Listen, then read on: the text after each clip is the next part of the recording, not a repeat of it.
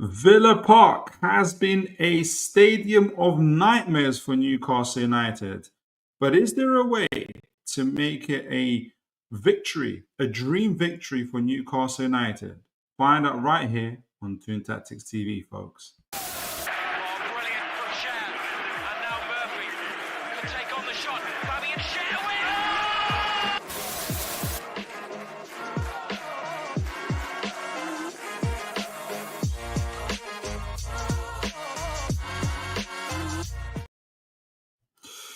All right, all right, all right. Always a blessing to be here with you guys late into the evening on this Thursday evening. And it's our first match preview of the season with two more dates or two more nights sleep, whatever they call it, two sleeps, is it? Until our first game of the season against Aston Villa at Villa Park this Saturday at 12:30. And look, I'm absolutely looking forward to it. And I'm most of all looking forward to tonight's show, spending this evening doing a tactical breakdown of this game. It's going to be quite heavy into that, because just because I think, well, it's a match for you, but also I was quite excited. Say excited. I feel like I found a resolution to how we can hopefully get our way into win because we've done it before. So I'm looking forward to discussing that with you guys. We'll touch on a little bit on the whole Isak situation if we have to. Essentially, just say he's on strike. Something I've done already. But also, I'll be doing a full scouting review of a player that has resurfaced recently, and it's from a source that I trust fairly well. But I can't figure out if this player would work in our system. Should we go for him? And so it's important. And it also actually, speaking of Isak, it also relates to the Isak deal. So tune in for me with that. It involves Barcelona. I'll leave it there for you. It involves Barcelona. So we'll be talking about that as a clue. But before we get into the breakdown for the Villa game, already good to see incredible people in the chat. Evening to you, Sarah Robson. God bless you. Right in there in the chat as well. Amazing. Good to see you. My man Mitch from Where the Hours Sleep. Always a privilege to have you on here, sir. God bless you. Good to see you. Good to see you. Good to see you. BT. Evening to you, sir. Evening, Philip, and those in the chat. God bless you, BT. Always great to see you. And Nat, brilliant to have you, Nat. As always, good evening, Philip, and everyone in the chat. God bless you, Nat. God bless you. All right, so Aston Villa match preview. How are you guys feeling about this game? How are you guys feeling about this game? Do you think we're going to win? Do you think we're going to lose? Do you think it's going to be a draw? We don't get many draws. It's literal like the if you're just looking at the results, what both teams do to each other is pretty savage. In terms of scorelines, both teams leave embarrassed. But when I was doing the review, even going over my old reviews from the season, and looking at other players, other kind of channels reviews. I looked at the Loaded Mag. God bless the Loaded Mag. Great review. I think they did with Billy from Villa fans as well. I looked at Antonio Mango's stuff as well, and then I went back into I was looking at my own stuff as I was saying, and I was feeling a bit gloomy. I won't lie to you guys. I don't know if the word is gloomy, but I was thinking a bit, man, this is going to be real difficult. This is going to be really difficult away at Villa Park, and we know it. But there is a solution, and there is a resolution that points back to actually when we beat Aston Villa at Villa Park, actually, not last year. Obviously, that didn't happen last year, but the year before. And I don't know if you guys remember that 3-1 victory where Shah scored 2 goals, and I forgot who scored the third. And I forgot who scored the third now. But there was a way to beat Villa, and it was on that night as well. But first of all, we've got to remind ourselves and review ourselves in terms of how Villa play. and what we must do. And already we've got folks in the chats, kind of really letting us know your feelings about the game. Good to see. By the way, good to see David H. God bless you. Evening Philip, Sam, God bless you, Sam. Good to see Watara going to Brentford confirmed. Unlocks Wissa. That is the news. That is the news. We'll see. We'll see how that goes. Cy Robson says, to be fair, I can't see us scoring on Saturday. Wow. Yes, I can understand. Let me think what you think at the end of the show as well. David Vage, Ramsey, then Wissa. That's the idea. That is the idea. And Mitch says, I'm feeling a 2-1 win. I feel we'll defend well and then grab a couple on the break. So already Mitch is confident as ever. So let's just remind ourselves. I'm not going to be going over their pre-match seasons and stuff like that. The stuff that, mainly because I've got the material that I've got now is enough as well, but also because pre-season, pre-match seasons, pre-season is pre-season for me. I'm not going to take too much away from that, but I clipped this from the Loaded Mag because it has the lineup that I think the gentleman that came on there, I think Billy. And he kind of gave who he thinks is going to play. I know there was a scare around whether Rodgers was going to play, but it looks like he will play. Now we know it's going to be a 4-4-2 for Villa, and we're going to go in depth as to how that 4-4-2 works for them and why it worked so well for them the last time we were at Villa Park, and what we need to do, what Newcastle have to do if we stand a chance of getting something out of this game. Now the lineup from what Billy was saying, starting from the front to the back for Villa, is Watkins, Rodgers, which makes perfect sense, with McGinn on the left, interestingly, and Marlon on the right. It could be Bailey, but I think Bailey is due for sale at some point, with a double pivot, that really good double pivot of Mr. Tielemans and Mr. Kamara themselves. Kamara has obviously signed a new contract of recent. And a backline starting from right to left, Matty Cash, Ezra Konza, Pau Torres, Lucas Digne, and they've got a new goalkeeper who I confess I have very, very limited. I don't even know who he is, to be honest, and that's no disrespect. It's just more my own ignorance.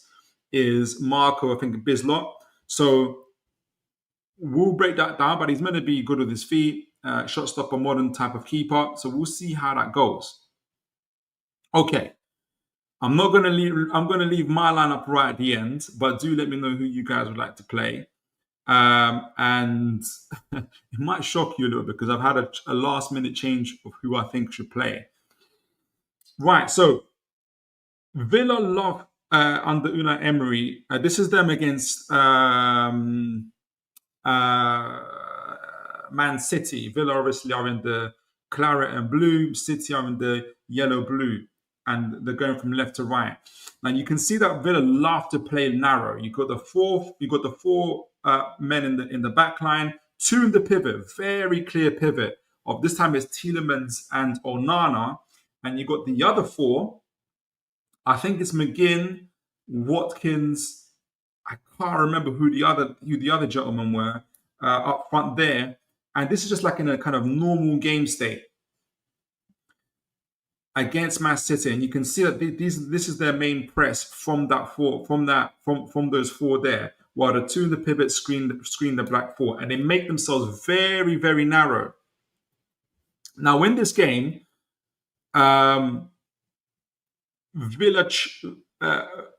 as like I said, remain very narrow, very compact, and you can't really necessarily see on the screen. Man City are quite narrow as well, even though they've also got two wide players in Grealish, and I think it's Phil Foden.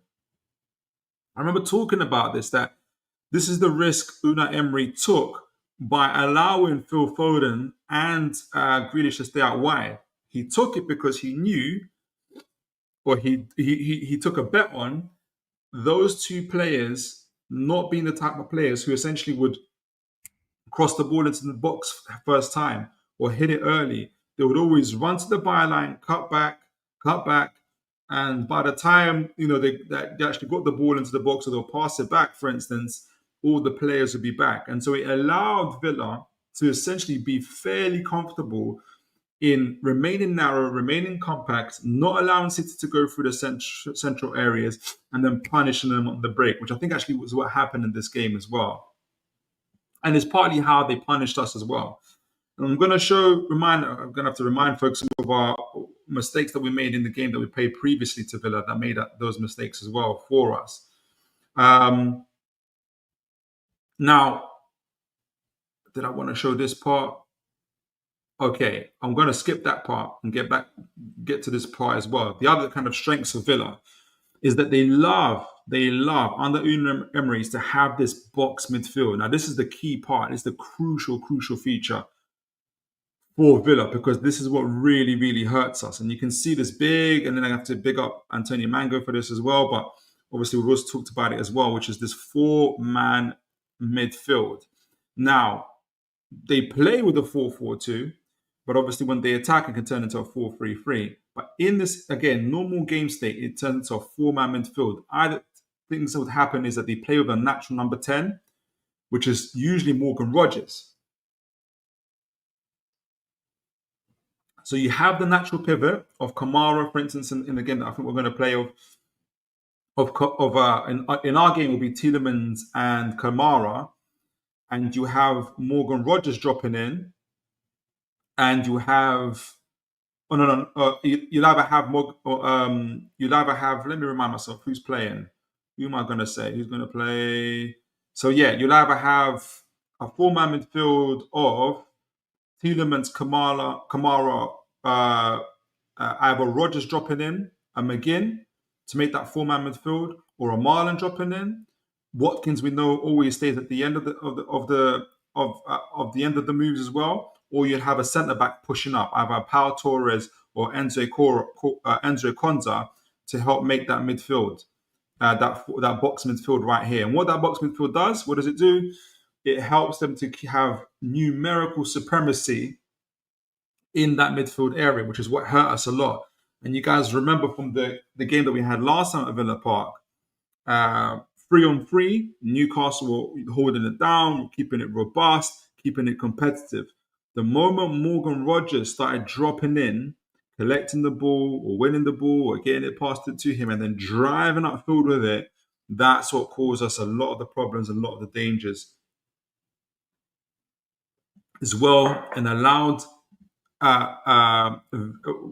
Villa to swing the pendulum into their favour as well. And where is it? So yeah, so this is kind of another example of that 4-man midfield. I think this is from the City game, and how they did it. Onana and Kamara in the bottom pivot there, with up front with Rogers and Tielemans this time, with Duran through the middle. And I don't know who's on the left there, but Duran obviously at the end of the move there as well. This again kind of emphasizing again them having that kind of midfield supremacy in the middle of the park there. Now, there's got to be a resolution for this. Going into that midfield, and this is speaking of our previous game, and this is what caused us the problems that it caused us. The first thing, actually, was gonna bring the highlights up was, where is it? Okay, this is the highlights from our game from our previous game at Villa Park. Obviously, we lost that. Was it 4-1? I think it was. And before I get into it, let me see what you guys are saying in the chat. So just remember, Villa are going to be playing narrow. They're going to be playing compact. They're going to have that box midfield to give them numerical supremacy. Obviously, we know about the individual players, their talents in Watkins and Rogers, Tielemans, McGinn, all these guys. And that box midfield is going to be absolutely crucial. The other thing is, and this is just talking about the game itself, and this is what happened for us when we played them at Villa Park, is the intensity they're going to bring. We conceded in the first 30 seconds of this game as well. And it's going to highlight another key feature of not only just the intensity they brought, but the overloads that they love to do, typically on their left side as well. So before we get into that, let me just catch up with the chat and see what you guys are saying as well. A few of you said, a few of you guys are welcoming each other. Yeah, I think Amin Adley's going to Bournemouth. David Veitch, good to see you. God bless you. Isak to receive some tough love from Chairman Yassi. I hope so. I certainly hope so. Sam, God bless you, Sam. Good to see you as always. Yes, you made some signings. Yes, we are making some. I think we might have made more signings than Man United. I don't know. You let me know, Sam. Right. So the other feature is going to be obviously us being intense from the offset. Now, we conceded this first goal.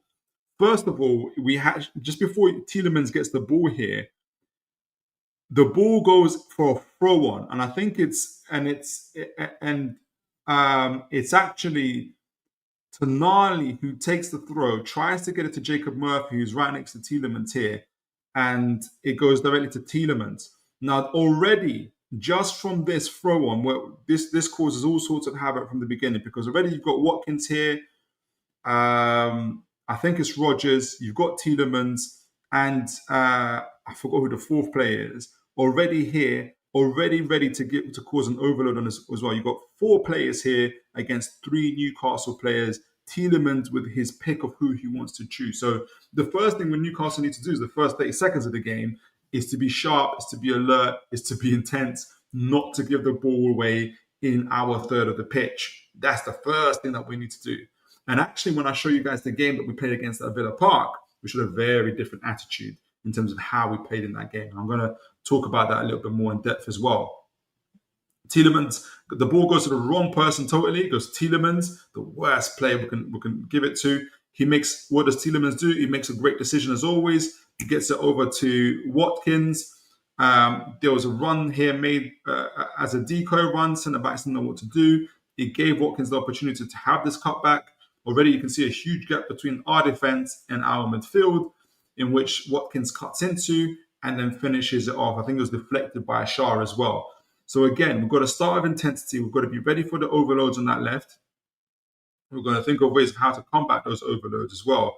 Again, that's going to play into why I think, for instance, Jacob Murphy may play rather than Harvey Barnes. And that is going to give you a clue as to what I think the front line might be as well. And we'll talk about that as well. So even though in this instance, Jacob Murphy is part of the reason why we conceded, but typically he has the better defensive discipline. So intensity and being sharp from the offset is what's going to be absolutely vital. Now,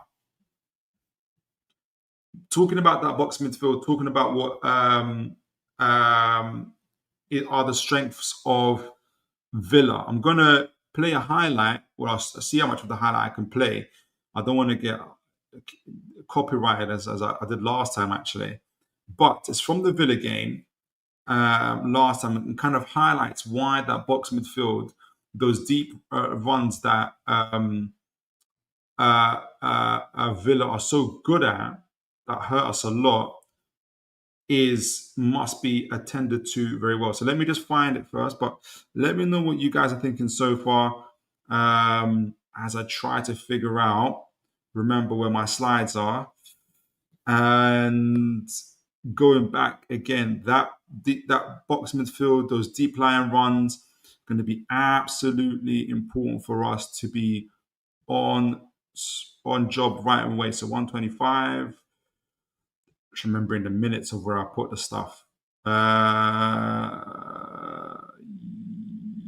Yes, here we go. So share this one instead. Can you see that? No, you can't see that. So let me put it up there. So this is from the Villa game. This is the second goal they scored, I think. Let me make sure you guys can see that. Is it this game? What am I showing you? I'm not showing you the right thing. This is back to the slide. So no, it's this one. Take this one off. Put this one up. All right, excelente. So just want to highlight how that box midfield has hurt us, and it can cause absolute confusion if we're not following instructions, if we're not on point. Make sure I take off the sound. Okay, so Isak played in this game as well. All right, so just going to be pausing a lot to explain how Villa in that box midfield, in that compact form, really hurt us. And if we're not ready, if we're not sharp, if we're not staying on point, we're going to get hurt. All right, so that's a little bit too far. Here we go. Make sure you guys can see that. Yeah, you can. All right, so let me get back. Here we go. All right, so Villa now pick up the ball here. I think I can't remember. I don't know if this is Tielemans that gets the ball off, but already you can see, obviously they've gotten behind our midfield, and you can already see a box beginning to form here. Watkins drops in, McGinn's on the right here. I can't see. I think this is Rodgers, and this is Tielemans here already. So already you got numerical supremacy. And this time it's Tino Livramento that's trying to follow Rodgers, but he's not quick enough. And by following Rodgers, he has to follow Rodgers because the midfield is gone. He's leaving on the right there, McGinn, who's staying in that spot, and Burn has to watch him.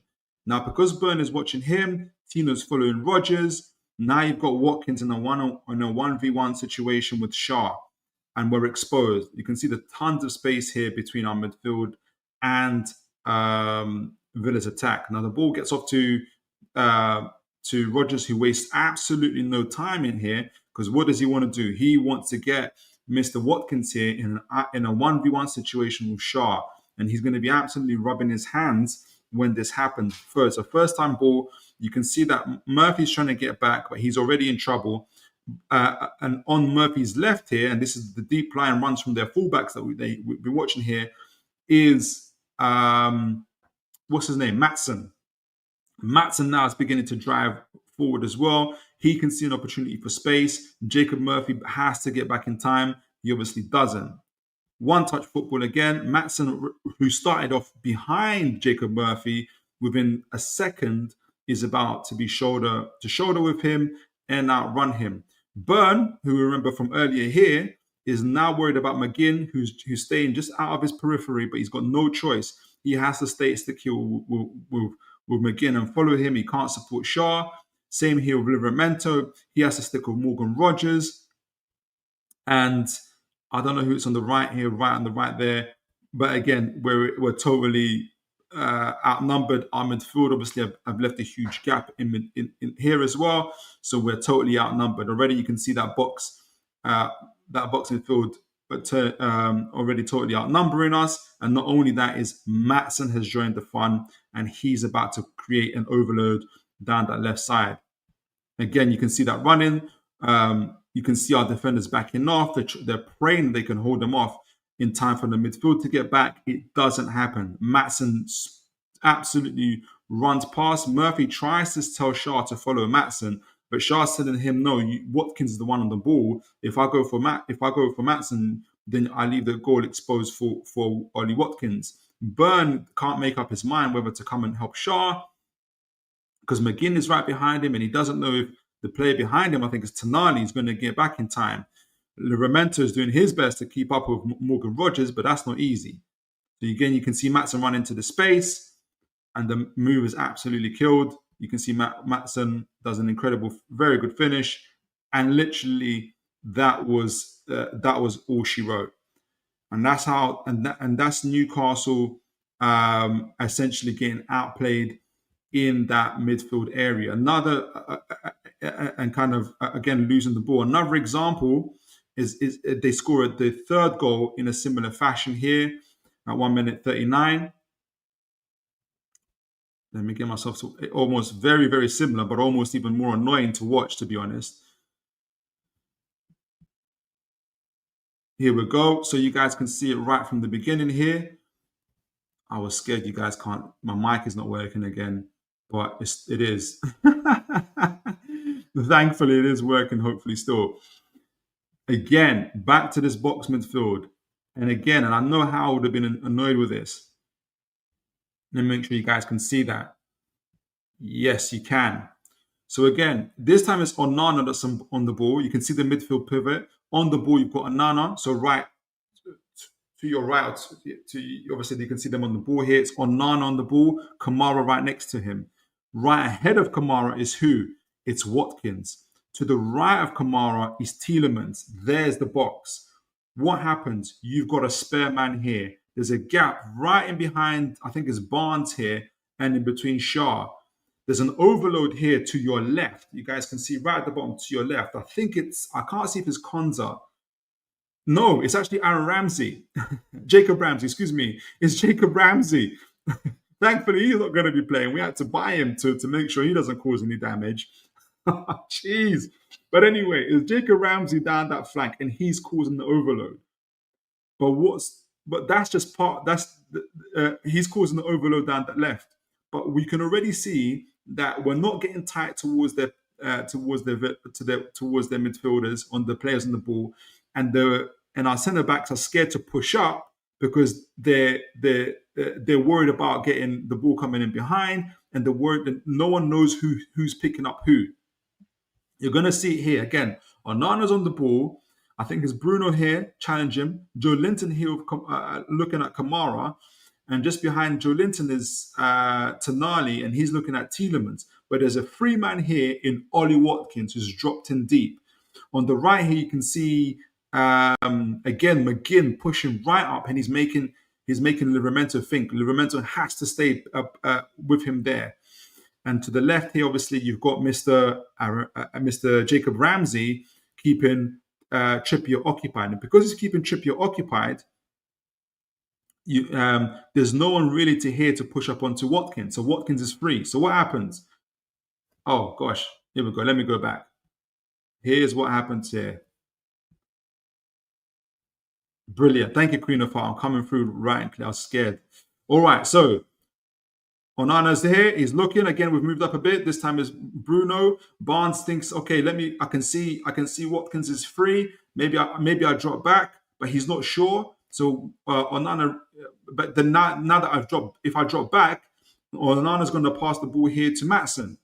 So he's caught in between. Barnes is caught between three Villa players: Maatsen, Watkins, and Jacob Ramsey.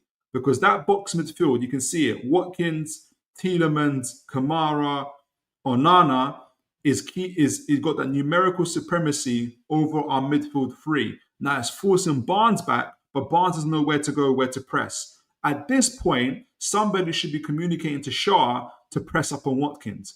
Once Shaw presses up on Watkins, Trippier is more free to press up against Jacob Ramsey. Barnes can press up against Maatsen here on the left, and Bruno can press up against Onana, and the move is dead before it even starts. It doesn't happen. Shaw stays where he is. You can see Joe Linton. I wonder if he's calling up to Shaw saying, mate, can you please push up, please? He doesn't do that. So what happens? Onana plays a little 1-2. Barnes is about to go ball chasing. I have no idea why. Watkins is like, come on, mate, can you pass me the ball? Like, literally nobody's marking me here. It goes back to Onana. Onana does a really clever turn, lets the ball run because he knows the space is created. The space is created again. Shaw still hasn't closed him down. Shaw still has not closed down Watkins. And Onana's a clever move, lets the ball run past him. And what happens? One pass takes out three midfielders. Oh, goodness gracious. It takes out three midfielders. Once again, Watkins in a 1v1 situation to Shaw. Trippier, who by this time has left Ramsey because he's been he's pushing up. Barnes obviously has been a ball watcher and ran up to Maatsen, and Watkins is free. He's free to turn around or he's free to pass it off to Ramsey. Trippier doesn't know what to do. Does he go to Ramsey? Does he go to Watkins? Does he keep a line with Shaw? Because Shaw still is not approaching Watkins. By this time, Watkins already scored. So he's already given Shaw a torrid time. And this is something that Eddie Howard is going to have to address. If I would love Malik Chow to be playing at this stage, but we know what's going to happen. Malik Chow isn't. I'll be. If Malik Chow plays, I don't think it's Eddie Howard that's managing Newcastle United. Anyway, Watkins has got all the time in the world. What does he do? He gets to turn around. He gets to turn around because there's nobody around him. Shaw finally decides to press against Watkins at the wrong time. And what does that do? It leaves Trippier in a 1v1 situation with Ramsey.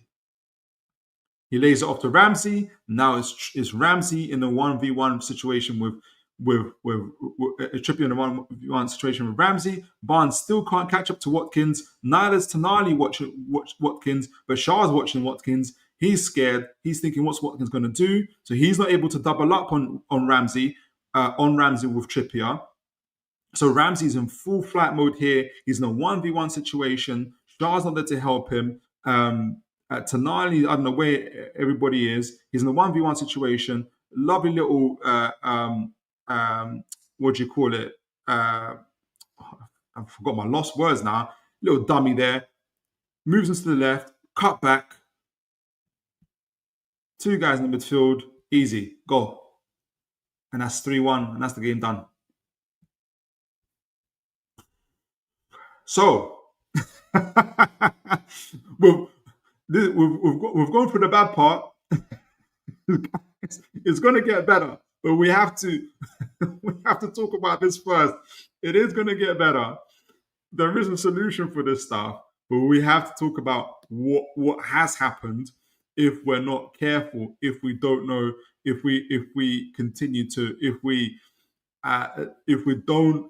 we don't address that box midfield, if we don't play with intensity and sharpness from the beginning of the game. Now, before we go into that and go into the tactical board for a minute, before we go into the highlights of our previous victory at Villa Park, let me see what you guys are saying in the chat. Let me see if you guys got solutions already.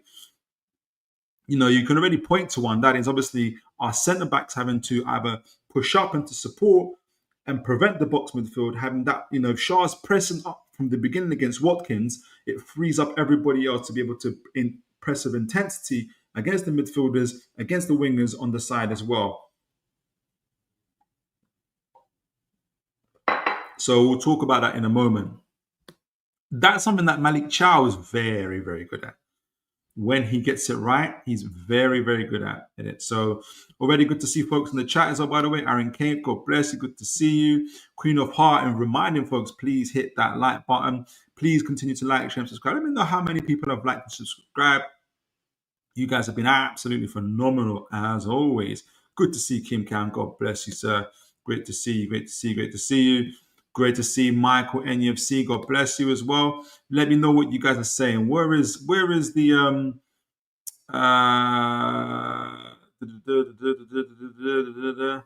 what is the solutions? Kim Cam says Barnes should play a striker against Villa. Okay, good. So you can have Gordon and Elanga on the flanks there as well, because the flanks, and that's going to be, I'm giving the game away already, but it's going to be us stretching the pitch and being expansive that's going to win us the game. And I'll go in a moment. If rumors are true, Queen of Hearts says, if rumors are true, Kim Cam. Oh, you're talking to Kim Cam there. What is Aaron Cave? Aaron Cave is saying this isn't happening, but because Villa like to implement a box midfield and Watkins beats Shaw for pace, Chow is, here he is. You're right. Oh, goodness gracious. I think I wondered how it's having a sleepless, because, by the way, Chow's fit. He's been playing through the preseason games. He's fit. He's ready to go. But House isn't going to play him. Eddie won't play him, though. He's going to bed him in slowly. Yes, absolutely. Absolutely, Eddie's going to do that. Marco NFC says, we have made 5 signings when Wissa comes to the Toon and 130 to 150 for the... Okay. We don't want standby when we take you to the clean... Oh, you're talking about to... I don't know who you're talking to. Villa, or... I don't know, let me know. Aaron says, more about the game. I look more at the game. Aaron Cape says, I wouldn't be surprised to combat that box midfield we switched to a back 3 Another solution, absolutely. And push Botman up so they don't get numerical superiority. That's exactly. That's exactly it. And I think already, I think Botman I think is going to be I do think he's going to play, and I think it's going to be. I think his performance is going to be absolutely crucial, and we're going to talk about that. It's going to be a great segue. Crayon Dave, I think he's asked for support. I can see that in this thing. God bless you, Crayon. Welcome to the show. Typically, this fixture is won by the home team. I am expecting the Villa to win 3-1. And you know what? Yeah, I can definitely see. I can definitely understand the reasoning behind that. Kim Cam says we are going to be defensive at Villa, so that is another way to prevent the box midfield to be defensive, kind of have a low block.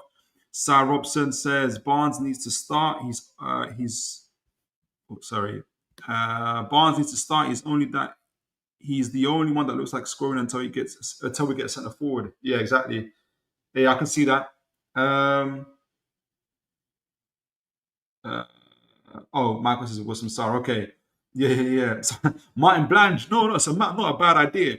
I'd throw a big drop top. He's overdue to show on target. Missed about 6 against Atletico. I fancy him to score. Yeah. I can see that too. Some solutions there. Good stuff. Kim Cam says we are going to be defensive against Villa. So we need someone who can nick a goal. SHR always scores against Villa. Who's SHR? Yeah. Sorry, yes, he does. Great to see Sophie B. God bless you, Sophie. Even if you hope you're well. Living life to the full. Life to the full. BT Ramsey can't play on Saturday. Villa intentionally registered him past the 12:30 deadline, which is today, so he couldn't play. All right. So one more chat, and we're going to go back into the game itself and look for solutions. And folks have already talked about it as well. Queen of Hearts says we always have the ability to find hidden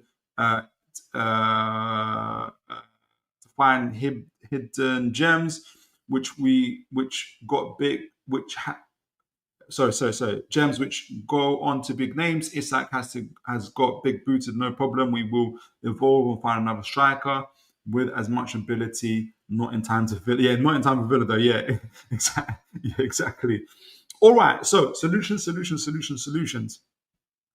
Villa's box midfield. They're compact and style. Their midfielders who are able to break lines of Tielemans if we're not careful. Absolutely phenomenal. So we have to be on point. Absolutely. So I got that one wrong there. Let me see. All right. So solutions. What do I want to share? Tactical board. Can you guys see that? Yes, you can. I probably have to zoom in a little bit though.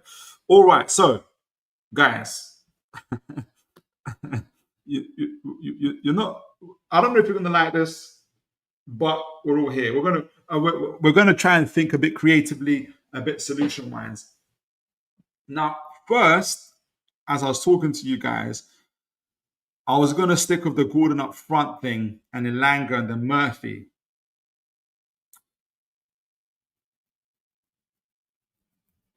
I'm going to change my mind. Should I change my mind, though? That's the thing.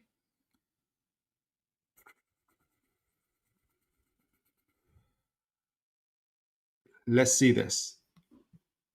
You know what? Let's take the risk and see what you guys say.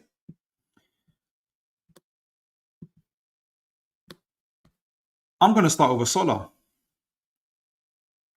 So I'm going to start with Osula up front, Elanga on the right, Gordon on the left, but obviously they'll all interchange. And I'll go into it in a moment as to why I think we'll start with Osula. Why I think we should start with Osula. I don't believe Howe would, but we'll see. Obviously, our three musketeers in Tonali, Joe Linton, and Bruno in our midfield.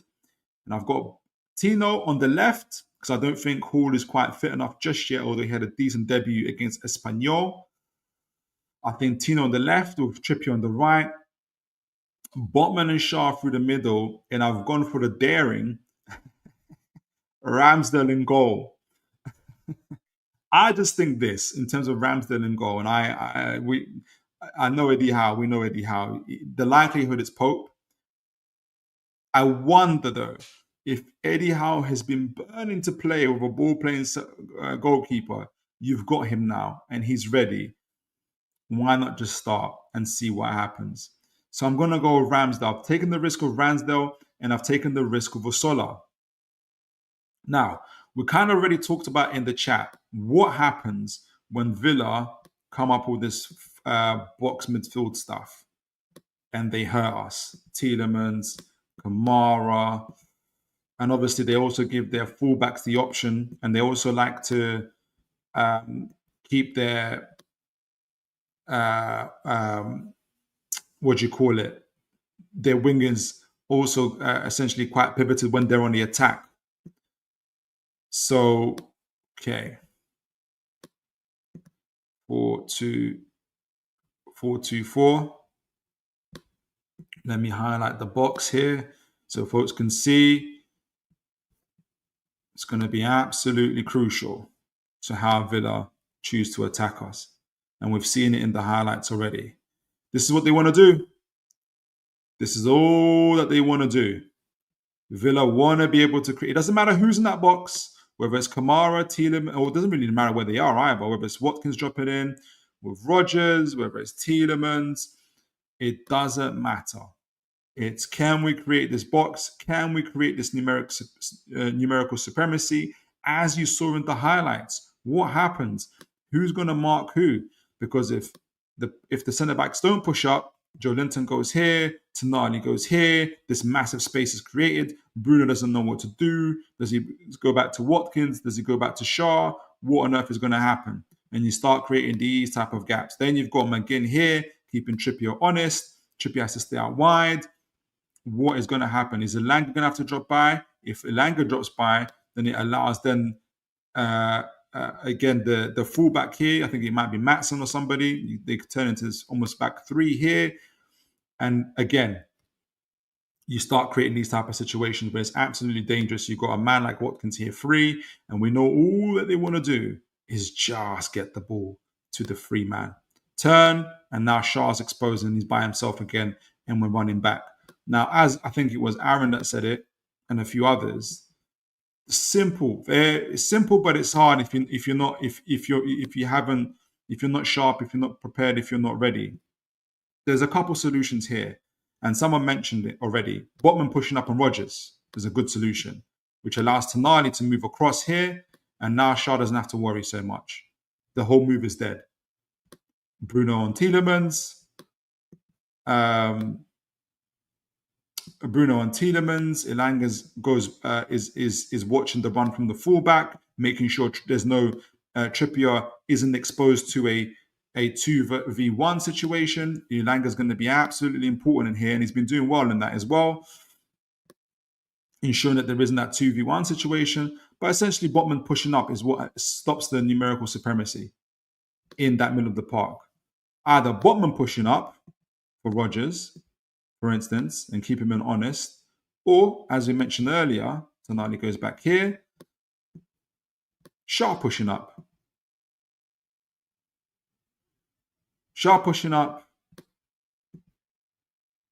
The team moving over, Livermento's going in square, Tonali watching the run of Tonali either here, staying true, or Gordon maybe making sure the run of what's his name? Either Gordon, probably not Gordon, if you don't want to, either Gordon here, pushing back, watching the run of Marlon, or Joe Linton watching the run of Marlon with Tonali pushing up to protect, to keep an eye on Kamara, or them swapping, Tonali there, whichever way. It doesn't really matter about the person, it depends what you want to do. But keeping Gordon free, for instance, is going to be absolutely key. And Osula, for instance, maybe they're ready for the break, for instance, in this case, and others. So that's going to be the key thing to do. How can we hurt Villa? Well, it's going to be all about us being expansive. So it's going to be all about us being expansive in our play. And I've got a couple of highlights I wanted to show you guys from our last victory at Villa where we did exactly that. And it's why I've chosen Osula to play. That might be the surprise. And I think actually I'll give credit to Mitch on this from Weather Owsley. And he reminded me that pre-season, Howe isn't going to be showing exactly who's going to be in his starting lineup. He's going to keep on mixing it up. He's going to keep his opponents guessing. He's not going to give the game away. And I think the surprise would be if Osula starts. I think that's going to be the surprise. Now, before I show the highlights, just remind folks, Newcastle, Villa are going to be keeping themselves very, very compact. So Rogers, Watkins here, McGinn and Maatsen. Let me write Matson's name. He's not number 7. I forgot Matson's number. If there's any Villa fans here, do remind me of Matson's number. But keeping themselves very, very compact. The idea is you're not going to go through the middle of us. And depending on when they want to press and when they want to trigger, they're going to decide how they press and when they press. Okay, so let me first, before I go into the tactical board, let me see what you guys are saying in the chat, and then I'll show you the highlights of what I mean by that. Actually, let me set myself up with the highlights first. Yeah, here we go. What minutes do I want to show first? I want to show our intent in this game straight away, actually, from the beginning. So it's on at 118, 53 seconds. Yeah, so I'll show that one first, 53 seconds first, and then the 118. Share this tab instead. 53 seconds. So the beginning is always going to be wise. And by the way, we started with intensity in this game. So let me make sure you guys can see that. Oh no, you can't see that. Here we go. So we're going to show the highlights in a moment. But let me see what you guys are saying in the... thanks, Mitch. 22. He's 22. His number is 22. His number is 22. Maatsen is 22. Thank you, Mitch. Here we go. All right. So let me see what folks are saying in the chat. Share this. Yeah, can you see that? No, you can't see that. That's the wrong one. No, I want to show this one. Where are you? Yeah, this one instead. Show this one instead. Yeah, here we go. All right, so we'll get back to it. Let me just take down. Let me see what you guys are saying in the chat. It's going to be about us being able to play expansive. And it's exactly what we did in the third game. And I'll go through it. Let me see what you guys are saying in the chat. And we'll go back to the highlights and we'll go back on the tactical board to show how it goes. I won't lie to you guys. It was a relief to not be talking about Isak and people doing strike, because I'm doing now. And just talking tactics and football. All right, so as Sir Robson says, if we play 3 centre backs, do we play 3-4-3 or 3-5-2? I think we can be flexible, as we've shown as well. And actually, you actually point to a good, and I'm going to show you something that you've already talked to in this game against Villa in 24. So I'll get into it. Good to see people welcoming each other.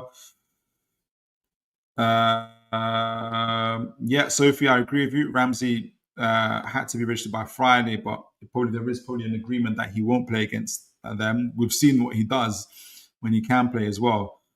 Aaron Camp says 3-5-2 Gordon and Murphy with Tino and Sven packing that midfield. It takes one Botman or Shah long ball and Gordon or Murphy are in. I like that. Jordan Ord says Isak off to Sunderland on a free because he hates the man. Aaron, yeah, I know. Pope 100% starts, but I'd love it if he could. If Ramsdale could start from the beginning. Matt Lou, good to see you. God bless you. Put Alanka in the CF position, and then Harvey and Murphy on the wings. Matt, Yeah, I can see that. I can see that. Hope you guys are liking and subscribing as well. I don't know. Let me know how many likes we've got so far. I've got 24 folks in the chat, so it'd be good to see. Hopefully, we continue our incredible. But by the way, we had it's mad. Like our average views last show on Tuesday was like 39 or something, but we had like 51 likes. Obviously, people come in and out, and sometimes it dips and floats and stuff like that. But it was good to see, obviously, us really kind of high conversion rate as always. Davey Eddie says, Philip, I would start over Osula. Yes, I thought I was the only one.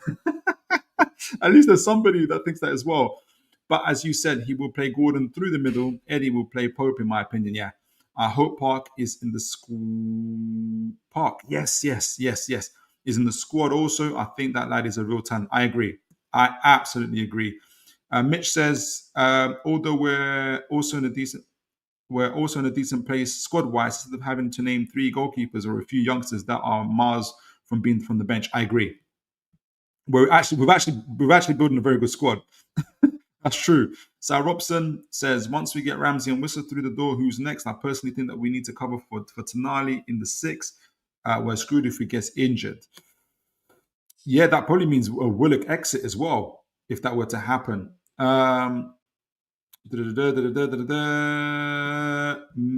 NUFC said it in a few shows that night, 5-4-1, Gordon, Barnes, Elanga, and Murphy on the counter.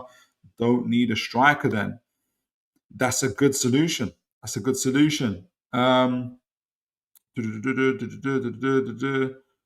Michael says again, said it in a few. Oh, I think I've read that one. Have I read that one? AG 10, HP 11. Over 90 minutes, we have a solid 11 players to make up for the. You're probably not feeling this sack. Without sleep, maybe he uses the same system as he did versus Arsenal in the Carabao Cup.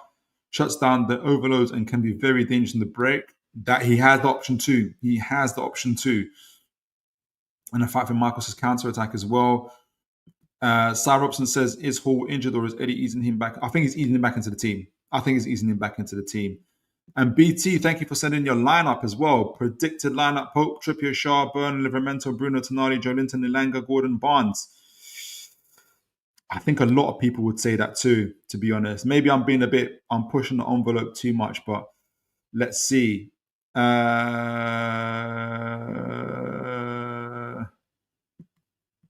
BT says, just done some checking today. Karim Konate, Red Bull.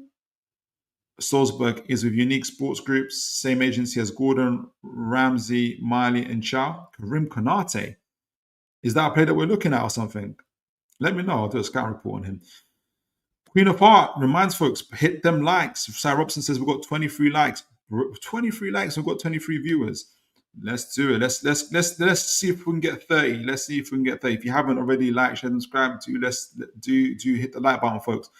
Aaron says, I think Miley is the 6 cover. He's more of a 6 than an 8 for me. Yeah, for Tonali and for Bruno. Yes, and Sophie agrees too. All right, so let me show this highlights about what we mean about expansive football. Because sometimes, actually watching the highlights of this game, I remember watching the game, and just for context, guys, I have to turn off the sound. But the commentator, so Newcastle commentator, is from Newcastle's channel, so hopefully they won't copyright me. Notes at this point, this is our injury hit season. He says this is the talking about Villa. This is the team with the best home record in the league so far this season, against obviously Newcastle, who have the worst away record this season. So we're not coming into this game like flying high, we're mauling teams, we're destroying teams. We're not coming to that situation. So within that context, it's even more remarkable that we won 3-1. But there's a key to how we won 3-1, and it's when we're talking about kind of that expansive football. To note, Botman's in our centre-back line with Shaw. Almiron even plays in this game. Isak through the middle, Gordon on the right. I don't know. I can't remember if it was either Almiron or Barnes started. I think it was Almiron. So to note that, I just wanted to show from the beginning, though, is from the literal kickoff of the game, our intent and what we were going to do. Where is it? So that's the stadium there. Okay, so So it's foggy night already. Obviously, we've got the 4 in the back here. But the first thing I noticed as well is Bruno's by himself in that middle. And by the way, right in the, can you see who's on the center circle next to Gordon and the others? Hall. Hall is pushed right up. Is that Hall? Yeah, it is Hall. It's either Hall or Gordon. I think it's Hall though. But you can see 4 Newcastle players literally about to drive into the Aston Villa midfield with 3 centre backs at the back here, Bruno behind them, and I think it's Livramento there on the right. But right from the kickoff, you'll see Newcastle's intent and what we plan to do. Isak's about to take it. Again, you can even see that push. You guys have already been talking about 3 in the back here. A number of you, Aaron Kane, Matt Lou, Cy Robson, you guys have been talking about that 3 in the back. You can already see it. It's straight up from the kickoff. Both the fullbacks are pushed up. Isak hits it off. He's about to hit it off to Bruno Guimaraes. Bruno gets the ball. Already, you can see them driving into there. You're about to see both fullbacks already cross the centre line. Tonali, Isak. I think that's Tonali. Tonali, Isak, Murphy. I don't know if that's Hall. People think, I think it's Hall. I've all pushed up. And I think that's Livramento. He's about to push up. Bruno drops in. He already checks his mirrors. The 2, you can see already from the beginning, what are Villa doing? They're in that compressed 4-4-2, 4 in the back, 4 on the line, 2 about to head into a pivot. Bruno by himself with the 3 centre-backs here. Right from the offset, checks his mirrors. Burn, and it's Burn that's playing as well. I wouldn't even be surprised if Burn plays at left back. That would be interesting. Burn back to Botman. And Botman's are going to be absolutely key. I think I've said, I can't remember if I said it on Mitch's show. When Botman played against Atletico Madrid, that first half was phenomenal, and he's the key part of that. The moment we removed him, that's when everything changed. By the way, so Botman collects the ball. 2 Villa players pushing up. The rest in the 4-4 back line. And what happens? All of our fullbacks have pushed up. They're either on that centre line, already about to push up as well. All of our midfielders, apart from Bruno, have already pushed up. I think it's actually Sean Longstaff. Longstaff, Tonali have pushed up. Isak's up there. Gordon's up there. Murphy's up there. They've all pushed up. 3 in the back with Bruno dropping in, creating this situation where you've got 4 versus 2.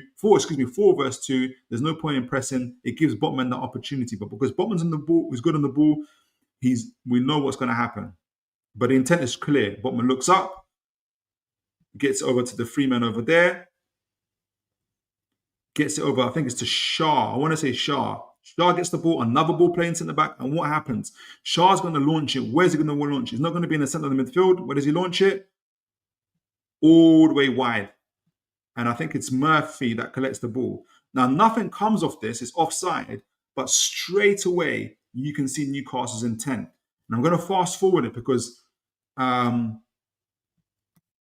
Newcastle do the same thing that causes, I don't think it causes a goal, but it leads to absolute commotion. Because actually, interestingly, we scored 2 goals from set pieces that were created from these type of situations. So where is it? 1 minute 38. 1 minute 38. Let me get to it. 1 minute 38. 1 minute 38. Where are you? Here we go. Make sure you guys can see that. Yes, you can. I think Miley actually does come into this game as well. So let me just show. So here we go. Again, what happens? You don't get to see it from the beginning here, but we're going out wide. It's free. It's free at the front here. Gordon this time in the middle. Is that Miley? Who's that in the middle there? It's Miley that pushes up. So 2 weights that are pushing up, by the way. So it's Miley that pushes up. I think that who makes the run here is, I want to say it's Murphy, but it might not be Murphy. No, Murphy's on the ball here. Sean Longstaff. So what's interesting now is Murphy who collects the ball out wide here. Sean Longstaff are running 8, goes out wide. Gordon through the middle. Miley then pushes up, keeps the back line busy. And Isak's on the far left here. Right, or nearest to me again. You've got four Newcastle players against four Aston Villa players, expanding the whole field of play. Murphy drops in next to the centre backs here, collects the ball. So even though Murphy is a right wing forward in this game, he drops in. What happens? It's a code for Longstaff to take up the space of where Murphy was supposed to be. So then he doesn't get picked up. And what happens? Murphy's first thing is to go direct. So we've already beat the press. We've avoided central areas of Kamara, of Tielemans, of all those guys, whoever's going to be there. We've beat the first press. We've beat the midfield. And what? We go to absolute direct ball here over the top. Now, Longstaff makes the run, and he takes two Aston Villa defenders with him. So this is, again, going to be very, very key for us, is what our number 8s do. Because if Longstaff doesn't make that run, you don't get this situation where you isolate Gordon in a foot race with, I think it's Ezri Konza. Ezri Konza must be thinking, I'm in the biggest trouble in my life here. And he definitely is. And look at here, I don't know if it's Pau Torres. Pau Torres has to watch Miley because Miley's just been behind him as well. And and because McGinn here isn't following Isak, which is incredible, Isak's by himself. We have to stretch the pitch. We have to stretch the pitch against Villa. Is Gordon now in a 1v1 situation? It's a foot race. Nobody wants this. Isak down the left here. Longstaff here, causing all sorts of commotion. Now, I can't remember if we scored from here, but I think we've got a set piece. Obviously, it doesn't really come to nothing. Gordon shoots. I think gets it off to Miley, who then gets it off to Isak. Isak then gets it off. But the whole point is beating that press, playing expansive, avoiding that whole 4-4-2 box midfield situation, and just being intense from the beginning. Just how it should, and going out wide, hitting the flanks, making sure. And in order for it to be effective, it can't just be Murphy or whoever Barnes on the side just by themselves pinned. You need the 2-8s to also press up against the centre back line and force the two pivots, the Aston Villa pivots, whether it's Kamara and Tielemans, to also follow them as well. As you guys mentioned, maybe it's going to turn into our fullbacks also pushing up, Livramento or who is it? Trippier pushing up, three in the back, maybe Bruno dropping in, and because you've got ball playing centre backs, ball playing midfielders, they can beat the press. We have got the option of if we can beat the press, and you can go essentially for the midfield. But as you can see, we've also got the option of hitting the flanks, hitting out wide.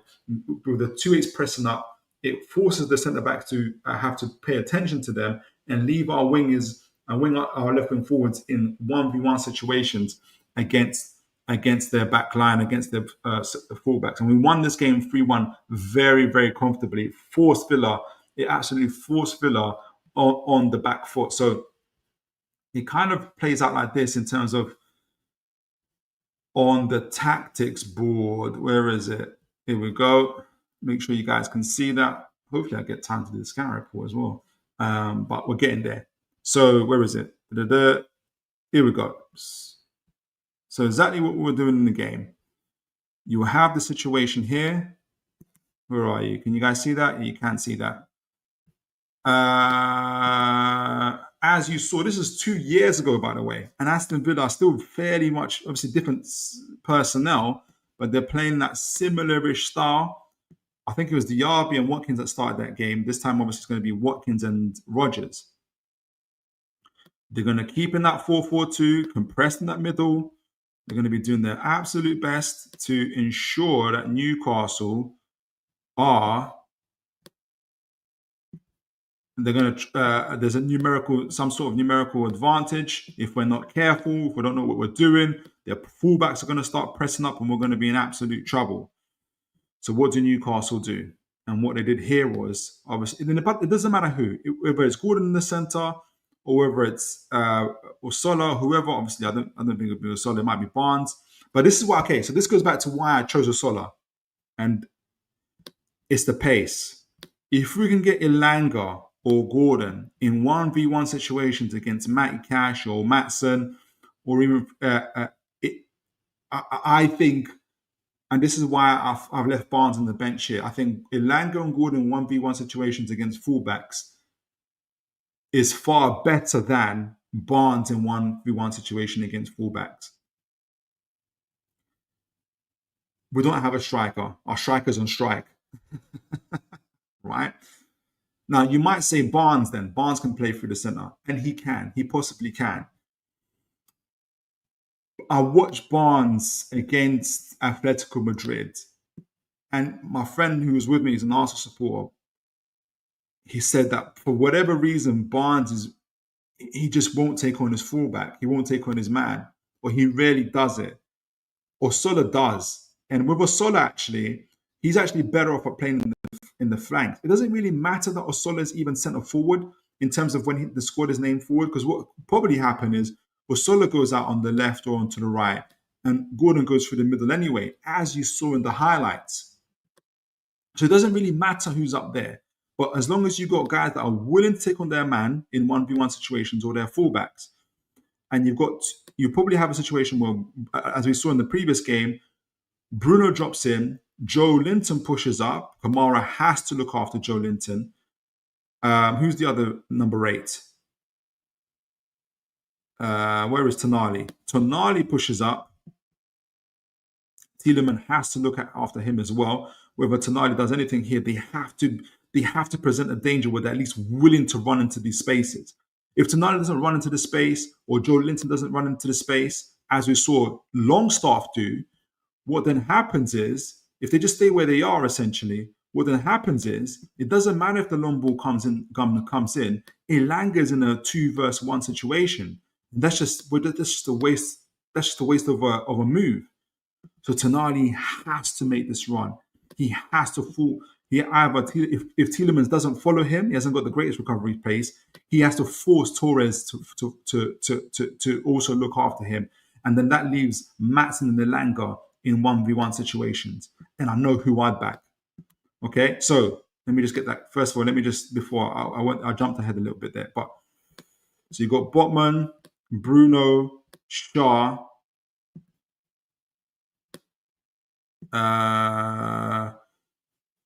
So we're gonna attack down the right. So Trippier pushes up. So Trippier is either going to be here, Bruno here in the middle, Livramento joins the back line here, with Botman here, who we know is good on the ball. We know Shaw's good on the ball. And that, again, is a situation where either Watkins isn't in two minds here as well. Do I press against Shaw? If I press against Shaw, where's the ball? Here we go. If I press against Shaw, Botman is good enough to get this ball over my head to get it over to Trippier. If I press against Trippier, the ball just goes directly to Shaw. If the ball goes directly to Shaw, we know that he's good at this type of switch play. And we'll show it here.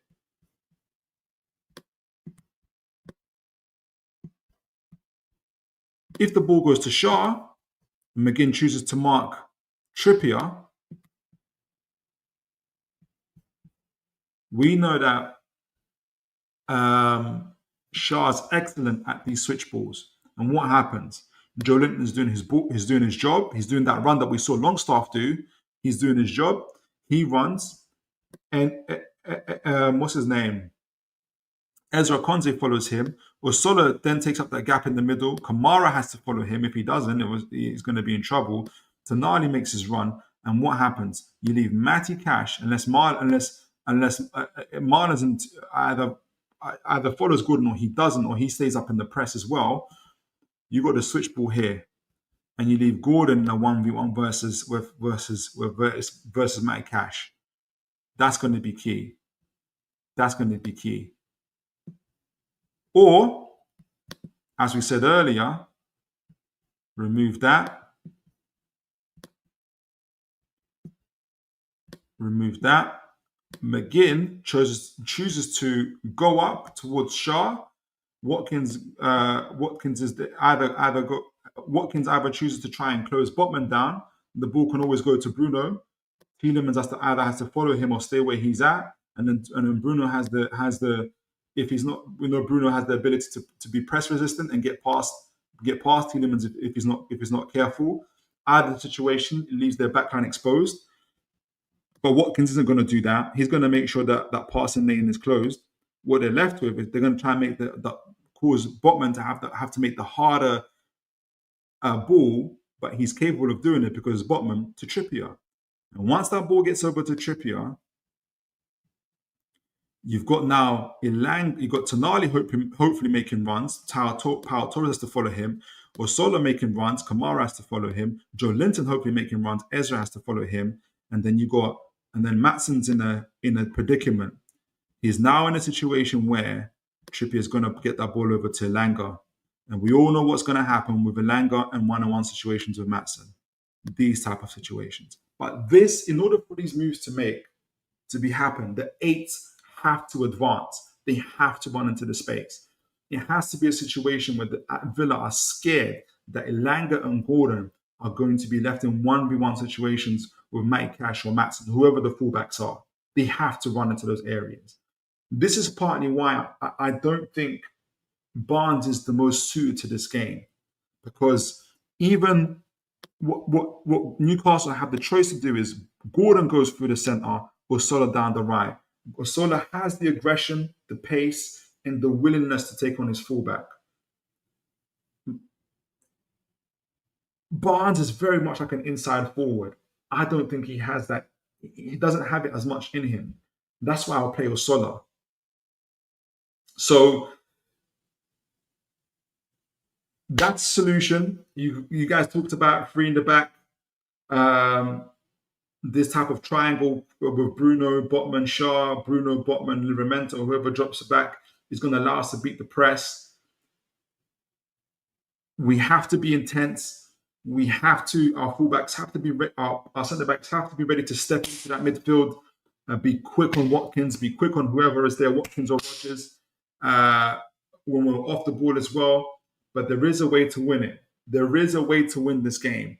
But we have to get a lot right in our intensity, in our tactical flexibility, in our personnel, and in our our ambition and our aspirations. Being willing to take risks, being willing to ensure our eights have to make those advanced runs. Even if Tonali, for instance, takes on Longstaff did.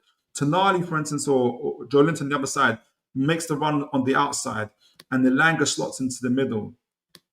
The main thing is, can you isolate Elanga either against Matson or Pau Torres? We know Pau Torres isn't keeping up with Elanga. We know that. We know that Ezra Konde previously struggled with Gordon. We know that. So it's possible, it's absolutely possible to do that. But our tactics, our intensity, our whole kind of attitude in this game has to be on point in order to do that, because Villa are absolutely dangerous. They're a phenomenal side, in my opinion. So that's that. I'm going to give my prediction in a moment, and before we go on to the scouting report for this gentleman. But guys, what do you guys think of what we talked about? What do you guys think about? Give me a score prediction. Send in your score predictions as well. I'll give my score prediction at the end of the chat as well. That's if we do what I hope we do, but it's the only way to win, honestly. It's the only way for us to win. And we've proved that because we've won there before, using the same tactics as we've talked about. So, okay, so let me see what you guys are saying in the chat, and then we'll go into the scouting report. Martin Bland says, not been convinced of Gordon up front.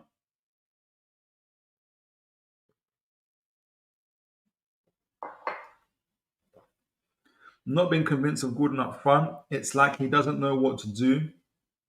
So just runs all over the pitch. We should definitely start Osula.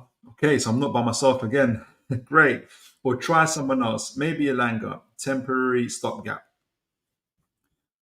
Yeah, I don't mind starting Osula, in my opinion. Mike on UFC says, I don't want Gordon up top, to be honest. He hasn't got the minerals, unfortunately. I don't mind Gordon playing through the middle, only if he's able to come in from the left in order to do that. If he starts as centre forward with Harvey Barnes on the left, it just doesn't work. Honestly, it just doesn't work in my opinion. All right, Sophie B says, I remember being worried about this game. Then we slapped them. Yeah. Do you remember that? I thought, oh, this is going to be crazy. I remember that. Honestly, I remember that. Michael NUFC, I bet Gordon's hair weighs more than him after the shower gets washed. Goodness gracious. And Sophie B says, Bruno, Miley Longstaff, midfield, wasn't it? It was. Exactly. Miley had a great game. There's so many other highlights I can show from that show Miley's his intelligence is really, really, really good. All right, so we're going to give my predictions. Thank you, Sarah, for sending your predictions, folks. Do remember to send your predictions as well. Sarah Robinson says 0-0. I just hope we get through the game unscathed. I know that Mitch has already said 2-1. For me, now that I've talked about the game more and more, I think we can do it, you know. I think we can do it. I think we can win 2-1. I think we can do it, guys. Our bench is going to be better as well. Who's on our bench? I can't remember this. Who's on our bench? I've got Pope, but it'll probably be Ramsdale. Burn, but he might play. Hall, Miley, Barnes or Osula, obviously. I've got Park as well and Jacob Murphy. So we've got game changers. We've got people that can make an impact. All right. So I've gone for 2-1. That's my view on the game. But you know, again, we have to get so many. I don't give that scoreline lightly. Honestly, if we're not on point, we know what can happen. We know what could happen if we're not on point. So, guys, do feel free to continue sending in your score predictions as well. I'm going to go into the scouting report. There was something I was going to say. I forgot what it was. It'll come back to me. I was going to say something, but it'll come back to me. So yeah, feel free to continue sending your score predictions. Like I said, I'm not giving it lightly, but yeah, 2-1 to Newcastle. I think there's a way to beat Villa, and we've shown it before. It wasn't a fluke. We won. Okay, so Ginger Hoskins, good to see you, and God bless you. Says Philip, why are Forest going for Cullen Wendo for 26 million? I think that's who's buying McAtee as well. Someone else is buying Hutchinson for like 40 million or something, 35 million, something like that. Philip, why are Forest going for Cullen Wendo for 26 million and we are not? It's a cheap deal. And he's got 19 goals last year. Is Eddie Pride above bringing in talent? No, because he just brought in Jacob Ramsey. I think Jacob Ramsey's got talent. I think Park's got talent. I think Elanga's got talent. I think mainly from what we're seeing at the moment, a lot of Prem players, and he just wants to secure. Put it this way, my view is our squad is 3 transfer windows behind. We haven't been able to upgrade our squad for 3 transfer windows, right? We bought 0, nada first team players. Obviously, we don't count Osula, first team players. The squad we're building now is a squad that we should have built 3 transfer windows ago. And that's what we're seeing at the moment. And it's given us that. So our overall floor is being raised, and in some parts, our ceiling, right? So, for instance, Ramsdale is better than Dubravka, potentially can be better than Pope. Who's the other guy? Elanga is better than Almiron, for instance, will potentially be better than Jacob Murphy. Who else have we got? Malik Chow is better than who was there before. Right, we didn't have anybody at right centre back. Lascelles, he's better than Lascelles, and potentially we're better than Shah, right? Who's the other person I was thinking of? There's another person, midfielder. Who's our midfielder? Ramsey. He's better than Longstaff. Potentially can be better than or better option than or it's a different profile to Joe Linton and others. So this is the squad that we should have built free. That's how I see it. Should have built free transfer windows ago. Callum Wendo's players you buy when you've got that floor, you've got the squad now, they've got now going into this transfer season, and you're looking for talent to kind of see if there's a potential to really kind of, kind of like stardust. Where can you put it? That's where our squad is at the moment. That's how I kind of look at it as well. So, yeah. Okay. So speaking of squads, okay, there's a few folks in the chat. Guys, do remember to like, share, and subscribe. Thank you. I can already see people sending in their scorelines as well. Cy Robson says, do you think that Chow will make the bench? Yes, 100%. 100% he'll be on the bench. 100% Chow will be on the bench. Sophie B, 2-1 either way for me. Fair play, Sophie. Forrest, Ginger Hoskins says, Forrest made 20 million? Philip Kalimundo is a striker. He is a striker, and I think we're trying to bring in Wissa. There's a potential that if Wissa doesn't come in over the weekend, we just move on. And at the moment, obviously, again going back to the Premier League thing, Wissa's just proven. Kalimundo might prove to be better than Wissa, but when you score 19 goals like Wissa did last season, it's a lower risk compared to Kalimundo. Ginger Hoskins says, we have no strike. I'm sorry, we looked at this man before. Isak, he's proven he can score 23 goals. What, Kalimundo? We looked at Kalimundo before. I thought it was João Pedro that we looked at before. Sam Robson, maybe Howe doesn't rate the player. Yeah, it can be as simple as that. It can be as simple as that. Martin Bland says we should be looking at the South American teams, Boca, etc., etc. They lit up the thing in USA that Chelsea won. Got quite a few young strikers looking over 30 a season, untapped market. We say it's untapped, but Brazil, Brighton, all these other Brazil, Chelsea, Brighton, all these guys are all over it as well. We've got global scouting, so we're just building up our connections at the moment as well. Gaz says 2-0 to Newcastle over Villa. I love that scoreline. That would really set a marker if we got that scoreline as well. So I would absolutely love that. All right, so scouting report. Now, the guy that I'm going to do a scouting reporting, some of you will be like, this again. You might be like that. I don't know. Because he does feel like some of the, who was it back in the day that was always linked to? Barnetta, Bastos, all these type of players. I'm going to talk about Fernan Torres today before we close off the show. I'm going to talk about Fernan Torres.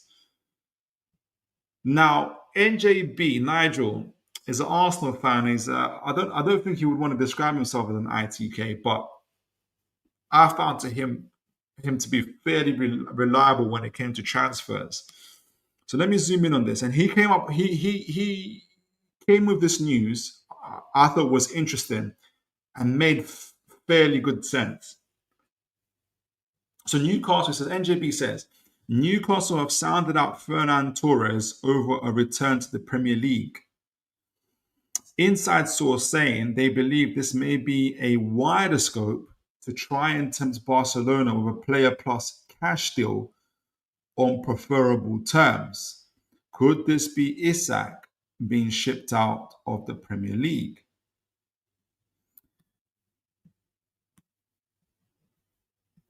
Now, why I haven't dismissed this out of hand is because we have been previously linked to Ferran Torres. Obviously, he's chosen. When players go to Barcelona, they don't want to leave Barcelona, and I don't blame them.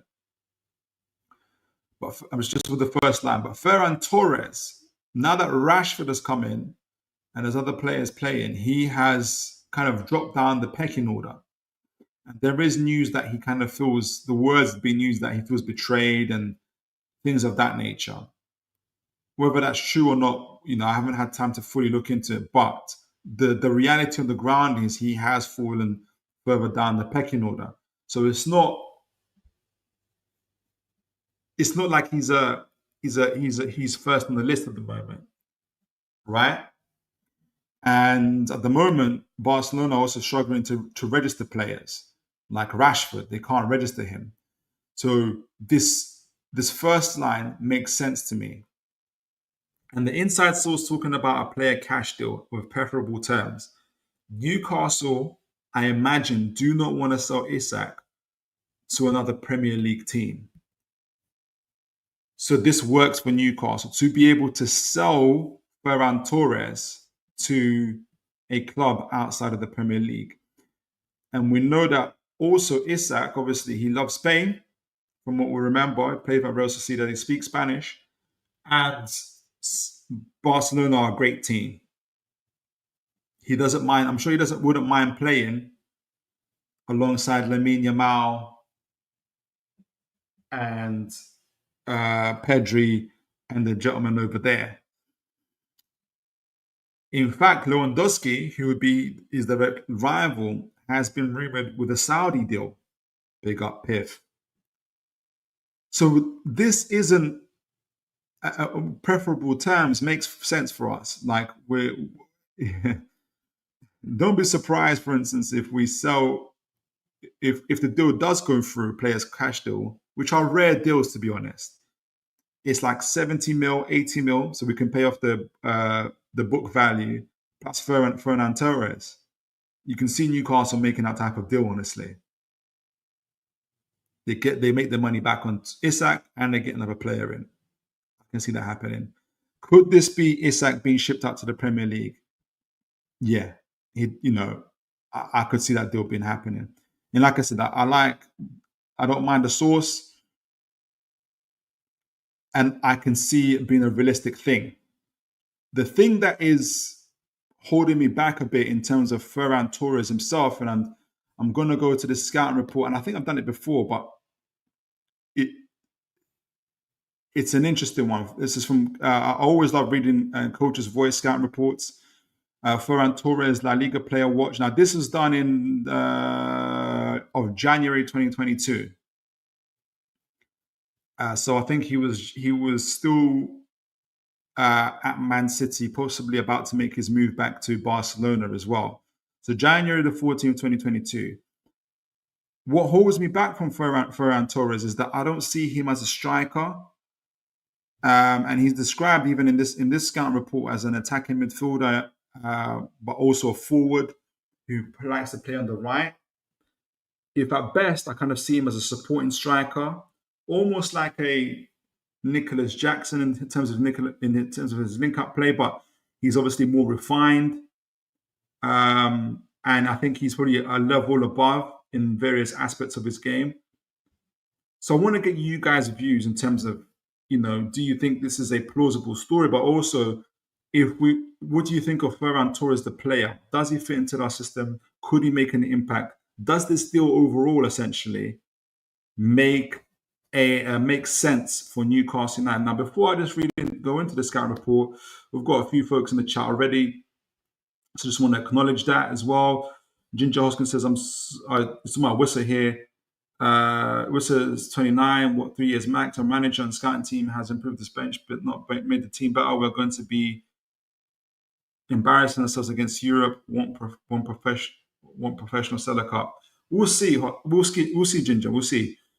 Newcastle really want Samuel from Porto, says Deepatch Mode. I think we did, but it doesn't look like that's going to happen.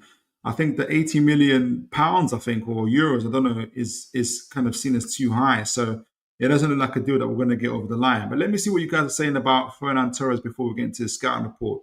Sarah Robson says, yeah, but Wissa's Premier League proven. Okay, Wissa here. Torres. Martin Bland says, Torres is a good one. Samu is a no-go, I think. Too much of a risk. Plus, he has said he is staying put. He did in his celebration, didn't he? Let me know why you like Torres, Martin Bland. I'll be really keen to get your view on him as well. Deepash Mood says, Fernan Torres is a good addition. Okay, let me know, guys. Let me know, because I like I said, I think he's a bit lightweight. I don't see him as an out-and-out striker. There's obvious talents to him. Maybe that's what I'm missing. I'm going to read it from the coach's voice in a moment. David Bartos, Fernan Torres has said he doesn't want to leave. He did. And there's also reports saying that, now since they got Rashford and all these other players, then his time could be up. Choppy says, I couldn't give a hoot what the score is. Fair play, Choppy. Raging Phoenix says, what about Mika Birith, Monaco young one for the future, 13 goals. He's had a good season. I think I don't know if anybody else is coming in for him. If they haven't, I wonder if they're thinking what I'm thinking is this a one hit wonder season? Is there more to Micah? Let's find out. Let's find out. I missed someone. Dipash Mood. He can play on both wings. He can, and as a false nine. So there's a lot to him. There is a lot. Mateta, David Barton, Mateta's a good shout, and we're linked to him as well. But I just don't see him leaving Palace. El Chapo, good to see you. God bless you. Evening, Phil. Mags, don't you think Isak days in the Premier League are almost done now? I can see him and his ways being shipped out to Europe. I think that's what we're trying to do. If we can get him out to Barcelona or to Real Madrid, that'd be great. Smokey, good to see you. God bless you. Take the money and go for Torres. He's an awesome player, and we'll do well for you.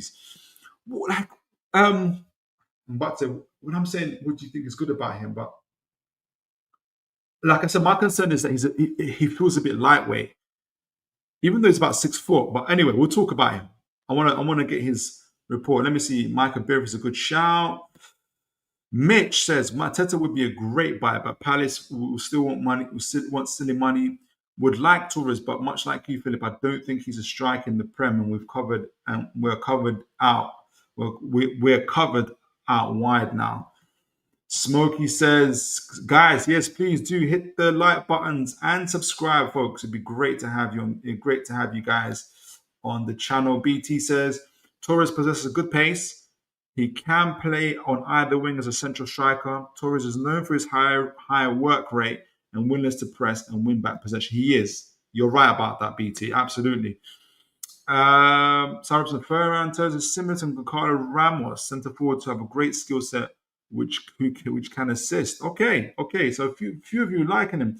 Adrian Pick, good to see you. God bless you. We've been in for Torres countless times. Not sure he's up for it, and that's the thing. That is the thing.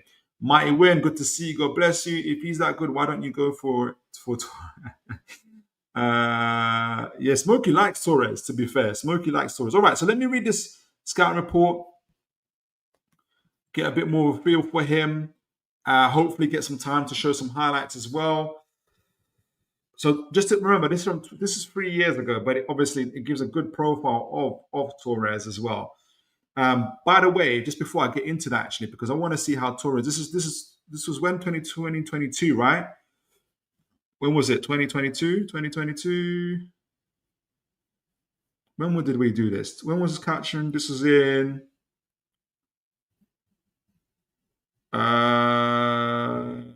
Is January 2022. Okay, so before we get into that, let me share this tab instead. Let me see Torres. How has he done since 2022? All right, so just a reminder to folks, he's 25 years old. He stands at 1.8. Oh gosh. He stands at 185 centimeters, so I think that's about 6 foot. He's right-footed, though I think he's been described a lot as ambidextrous, to be fair to him.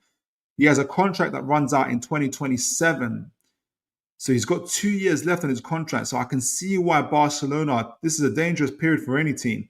I can see why Barcelona are like, boy, I wouldn't mind. Can you guys see this? But you can. I wouldn't mind selling him, right? Obviously, he can play left wing, right wing forward. I'll show his heat map in a moment as well. He's had a few injuries as well in October to December, and in June. Does it show me highlight what it is? No.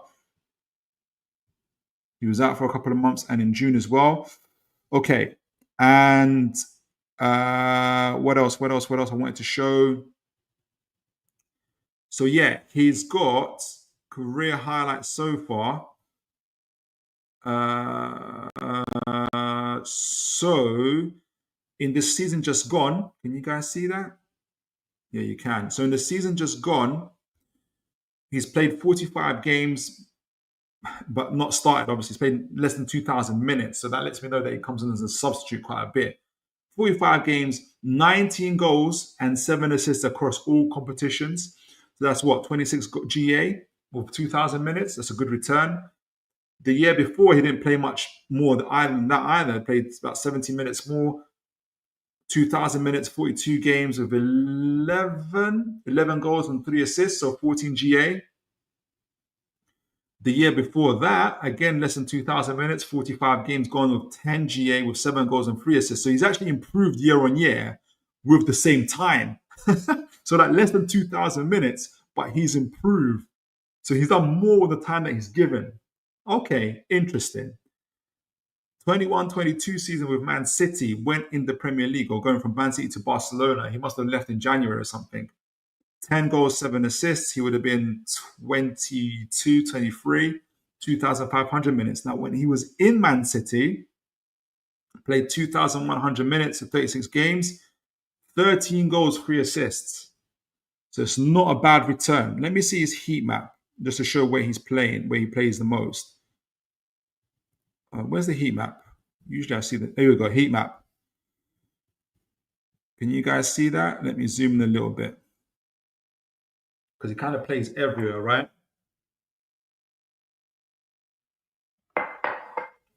So for a forward and for a striker and for a team in Barcelona who have a very high possession style of football,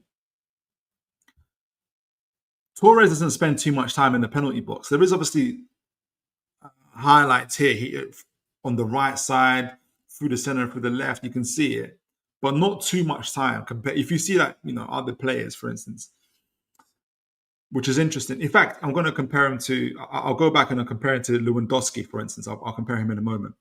He spends most of his time just outside the penalty box, and actually, what you see is, even in the highlights that we'll show, that a lot of his goals come in from him either box crashing or shooting from the outside or assisting from the outside, that kind of movement as well there. And he's really, really good in that half space. He's very, very, very good in that half space. And that may actually, just as I'm talking about it, and I can see what Smokey sees in him, he might have a bit of a, what's that guy that played for Liverpool? Firmino. He might have a bit of that Firmino about him. Okay, maybe I see. Maybe I can see what Tao sees in him. He might have a bit of Firmino about him. So great facilitator, can play back to the goal, can assist, can create, and can score. Not as a high output as a Isak, but in that type of system, it's your wing forwards, your left wing, right wing forwards, i.e. Gordon and Elanga, who are going to have the output. Interesting. As I'm talking to you guys, I'm getting the revelation. I wonder if Smokey agrees, or any other Liverpool fan. If there's any other Liverpool fan in here, do you kind of see Torres as a Firmino type? So look, let me compare him to Lewandowski. Same player, same team, right? You see the heat map. 2026. He's got a year left, Lewandowski. Interesting. We've got a striker from Sweden. Oh, they're showing his stuff. They're not showing his stuff now. How do I get the year? I want the year now. They're showing... Oh, okay, here we go. La Liga 24-25. Right. Can you guys see the difference? Do you see what I mean? This is Lewandowski. You can see where he spends most of his time. He spends his time in that penalty box, unlike Fernan Torres. So same team, but very different from each other in terms of what they do. And actually, Goncalo Ramos is more similar to Lewandowski. I'm just wondering if Fernan. Let me just see. You guys have got me on an escapade now. Let me see Firmino. I might be wrong, I might be right. And I know the different teams, to be honest, Liverpool. And it's a while ago now. But let me just do an experiment. Let me do an experiment before I read the scouting report. And God bless you guys for those that are still hanging with me here at this late hour. Please do continue to like, share, and subscribe. Let me see. I want to know Firmino when he was at Liverpool. This is 22-23 season. Wow, would you look at that? Some heat map, obviously, but nowhere near Lewandowski. Spends a lot of his time in that half space, doesn't he? Smokey, let me know what you think. Am I reaching here? This is Firmino. How long was Firmino at Liverpool for? Oh, yeah, okay, yeah, quite a bit. Let me see, 21-22 season before he goes. Whoa, look at that. Very similar. Not too much time in that penalty box. Some heat map in that penalty box, but most of the time in that half space. Most of the time in that half space, facilitating. We know what a big facilitator he was for Mane and for Salah. I wonder if that's what I'm beginning to. Okay, all right. Sorry, guys, that just came. I've had a bit of an epiphany there. Smokey, are you saying yeah to what I'm saying? Do you kind of see a bit of Firmino about him? Let me know. I've got a feeling that Howe sees him as a Firmino type. He hasn't got the physicality just yet, but let's see. All right, so let's read this report. I'm getting a feeling of a Firmino type here. I kind of see what Howe has seen in him. If that's the case, all right, so let's read the scouting report. We're going to go over midnight tonight. So for the folks that are able to stay, you're absolutely phenomenal. And we'll play a bit of highlights as well. It's beginning to make a little bit of sense for me. It's beginning to make a little bit of sense for me. But I'm really keen to hear what Smokey, what Liverpool fans think. Is there a bit of a Firmino around Fernan Torres? Am I missing the beat a little bit here? All right, so remember, this is from the January 22 season. It describes him with Barcelona. It describes him with City. So it's a different style to what obviously Liverpool play. But obviously you're going to get a profile of him here as well. Yeah, can you guys see that? Is it big enough? The screen. Yeah, it is. All right, so let's go through it. Profile. Ferran Torres has just started to show his worth as so he would have been 22. His worth as a regular at Manchester City, when Barcelona made him the first major signing of Xavi's reign as manager. Okay, interesting. In the space of 5 months from that, August, Lionel Messi and Antoine Griezmann had left and Sergio Aguero had retired. So it's a lot of change in Barcelona. Leaving Barcelona in need of attacking reinforcements, Torres' arrival for a fee of 46.3 million in December 2021 could yet prove a long-term solution in that area of the pitch. Okay, so in the 2021 season, the season before, his first season at City, and age 21, young player. He started 15 Premier League games and scored 7 goals, good output, in an important supporting role as his team won the title. Quote here, it is his first season in England and his numbers are exceptional, said City manager Pep Guardiola, who was among Xavi's influences. He came as a winger, but he can be a number 9. Interesting. The smell, the strikers know intuitively where the ball will arrive. He has that talent. Interesting. So tactical analysis. If he's got a strike, his instincts I'll take it from Pep Guardiola for sure. All right. So tactical analysis. Torres is a talented attacking midfielder, which is interesting. Who is extremely capable in possession, and he has the desire to improve and succeed at the top level. The combination of those qualities is the reason for his rapid rise. And look, as we've seen from his stats, they have improved, even though his output has improved, even though he's always getting like around 2,000 minutes. He likes to play in an advanced position on the right, but is equally comfortable on the left or as a number 10 playing off a centre forward. So he likes to play in an advanced position on the right, but is equally comfortable on the left or as a number 10 playing off a centre forward. So it's very flexible, very versatile. Left, right, number 10, and as a centre forward. Interesting. I think if Fernan Torres comes, we even sell Willock. He constantly looks for space, often by staying wide and hugging the touchline. But if the ball isn't coming his way, or if he sees a gap to run into, he will happily move infield. When a teammate advances through the midfield with the ball, or a defender steps out of a defence with it, he often makes a sudden diagonal run off the wing and towards the goal to try and receive him below, which we'll see below in a moment. He instinctively tries to, he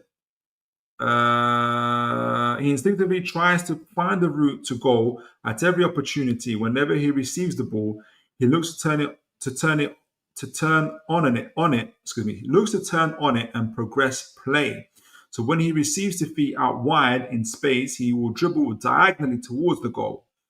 He will then either combine with a teammate in a central position, or if he has isolated his opponent, attempt to dribble past him. I can see why Howe likes him. In either case, Ferran's aim is to get on the ball in space behind opposition's defence and threaten the goal. So you can see here, Sterling has got the ball and Torres is about to make the run in behind. So not only can Torres do it with the ball, but he also likes to make these diagonal runs through the central areas. And look how congested it is in that midfield there. And he makes the run, he opens up the low block by doing that. Phenomenal. He'll also drift away from the touchline and come looking for the ball. He can link play with the first time set back inside, but again remains to progress play. He's always aware of what is around him and where there is space to exploit. So often a backward pass, he will turn and sprint into the gap. He was spotted into say this guy helps you break down low blocks. If he has space to turn and play forwards immediately, he will make use of it. Gordon, Isak, if he were to play, and it won't be Isak, but Gordon and Elanga would love that. He has such good close control that he can quickly shift the ball and turn to face goal, and will swiftly play the ball to a teammate as an opponent approaches or tries to win the ball. He has a higher risk approach that can result in his team progressing forwards quickly, but that also results in numerous turnovers. I think Eddie Howe will take that risk. And when you've got a Malik Chow with the pace that he has, he'll be able to take that risk even more. And Livramento as well. It helps that Ferran is an effective and enthusiastic counter-presser and regularly wins the ball back or forces mistakes from position once possession has been lost. So going back to being a hard worker. His preference to come looking for the ball and his willingness to receive passes in tight spaces, tight areas, is useful in that he draws opponents towards the ball and creates space elsewhere for teammates. He's like a ball magnet. He shows good awareness of where space has been created.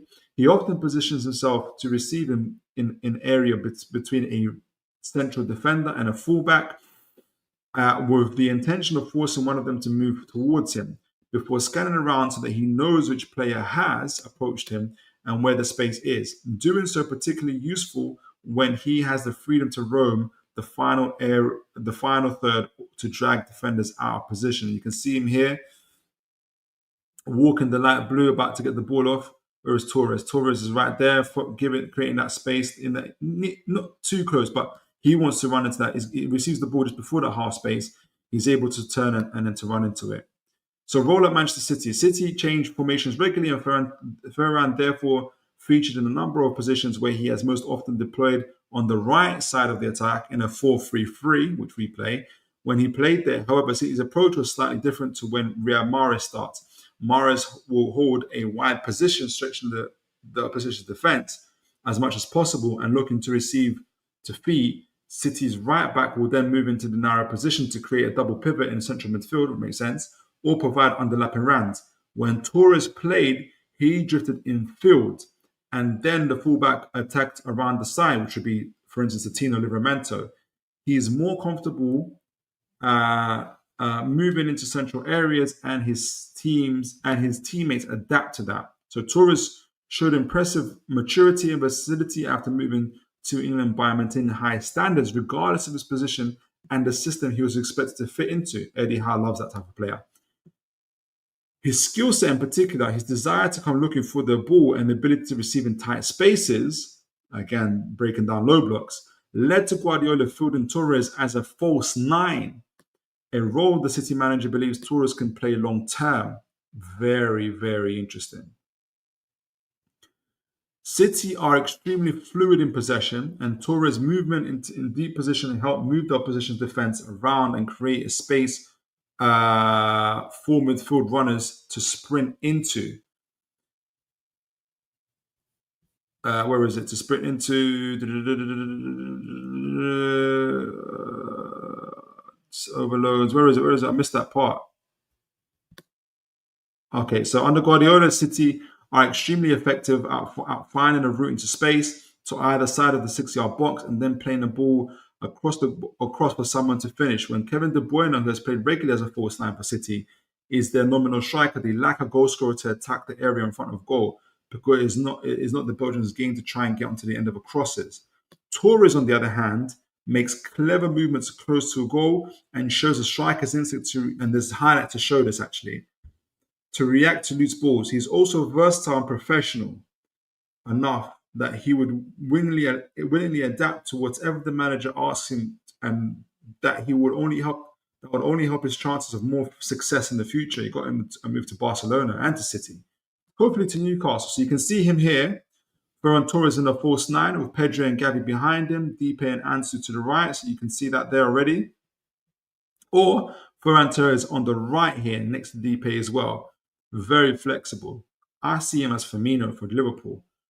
This kind of has won me over, to be honest. I can see it. So let me get onto a Torres highlight. But before I do that, let me make sure I read the chats. What do you guys think? Now that I've talked to you guys about it, I've read the report, the scouting report. I kind of see the vision.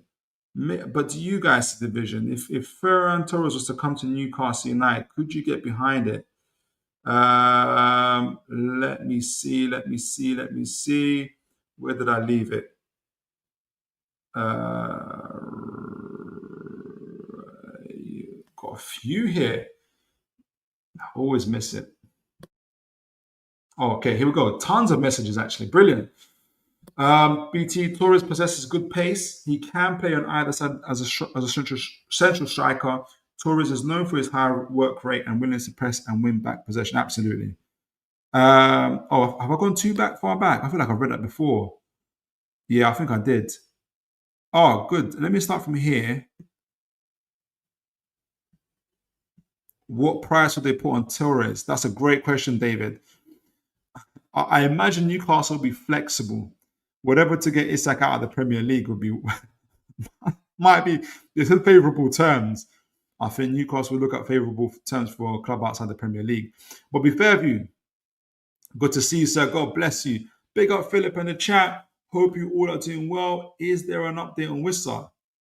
Not just yet, I don't think. Let me know if anybody is. I don't know if there's anything that's broke while we've been on. Smokey says Torres would be a good signing for Newcastle. I think so too now.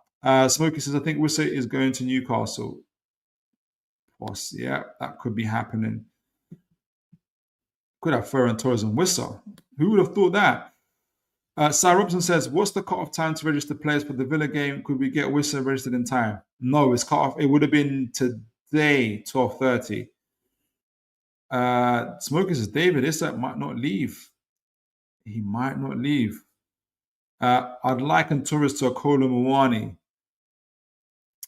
Yes and no. Kolo Muani is more of a dribbler, a mover. Muani is more closer to a Nicholas Jackson, in my opinion.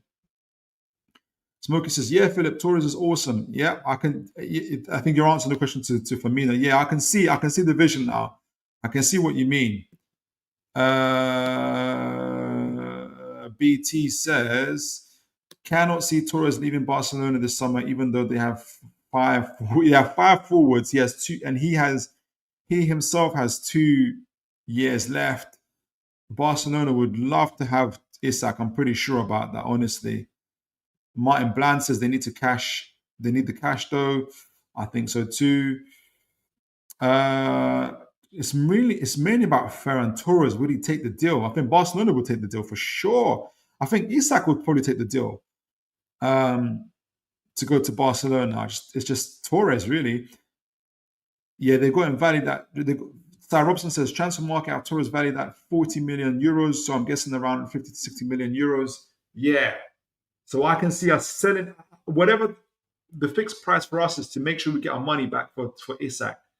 So we sell Isak, I don't know, 65, 70 million.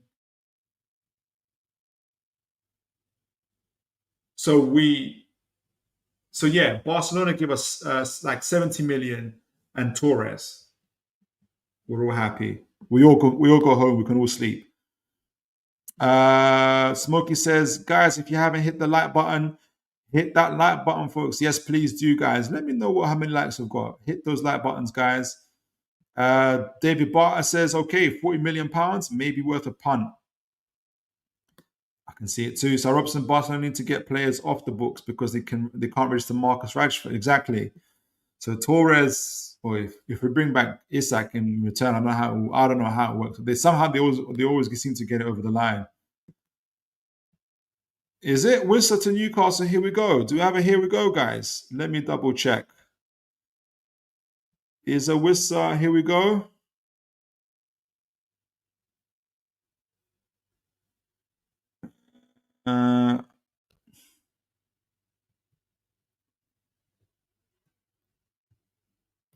I can't see anything. Were you pulling my leg there?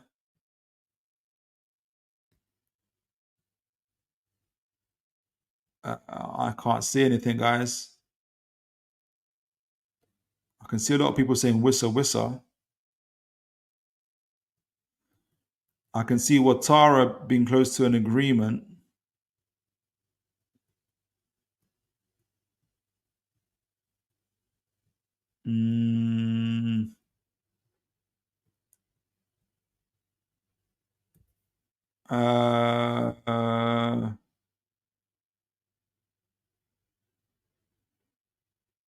I can't see.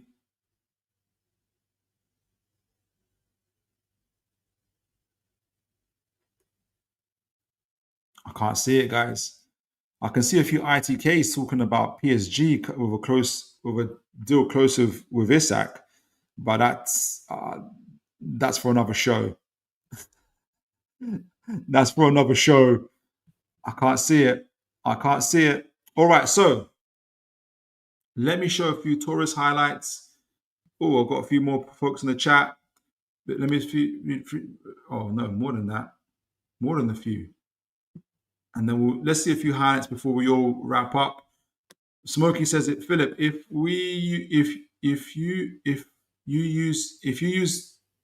you get Torres, that would be an awesome signing. I agree. I've Torres. I can see that. BTC Torres' current salary is 165k. Okay, so it is pounds, yeah, per week contract, June 2027. It's the same as Bruno's, and the fact that we were willing to break our wage structure for Šeško, I think Newcastle are in a mode of where they're willing to break that. So maybe we keep the same contract, or we raise it a little bit, but then we have to raise everybody else. I think it's doable. For that money, I think it's doable. Thanks for checking, BT, though.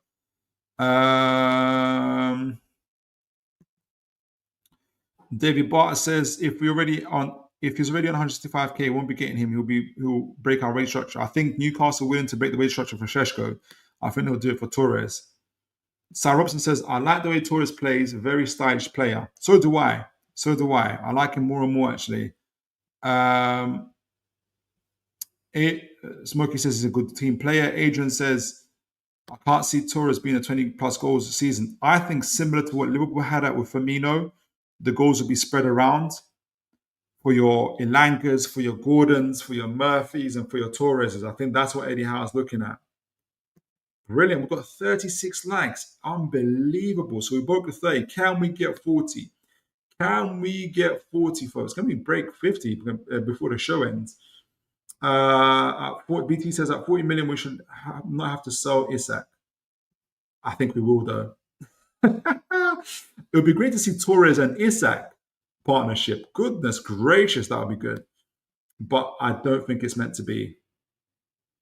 All right, so a couple more messages. David Barter, yeah, but everyone would want to pay a rise. Pretty sure Bruno has hit his contract and the highest earner. Yeah, I know, and I think we're in a position to do it. I think we are in a position to do it. Cy Robson, apparently the Brentford boss has said, especially if we sell Isak, excuse me, Brentford. Apparently the Brentford boss has said that they won't release Wissa until after their first game. Jeez Louise. Wissa will not play in the Premier League opener or Nottingham Forest, says BT. Smokey says, hit the likes, folks. Hit the likes. Let's see if we can break 40, guys. Nick One says, Bournemouth have gotten, God bless you, Nick One. I don't know if it's your first to the channel, but you're welcome. Bournemouth have gotten their replacement striker. Wissa could be free to join Newcastle now. Okay, interesting. The Mighty Win says, informative as always. Great show, Phil. Smash the likes. Thank you. That means a lot from you, Win. Guys, hit the likes. Let's see if we can break 40. Mighty Win says, the further we go down the shopping list, the better we like. Yeah. I can see that as well. Bobby Fairview says, was Torres suited to the EPL? I can't remember him ripping up trees. Well, the scouting report said that in his first 15 games, he got 7 goals. But let me just go quickly to the back to the scouting report, because you do ask a valid question.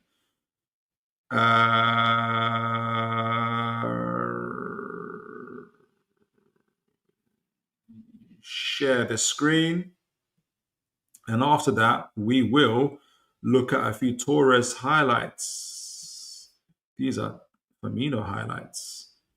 So let me see. What did Torres get? It said in the report he got 7 goals from 15 games. What did he do at City? He stayed a year and a bit in City.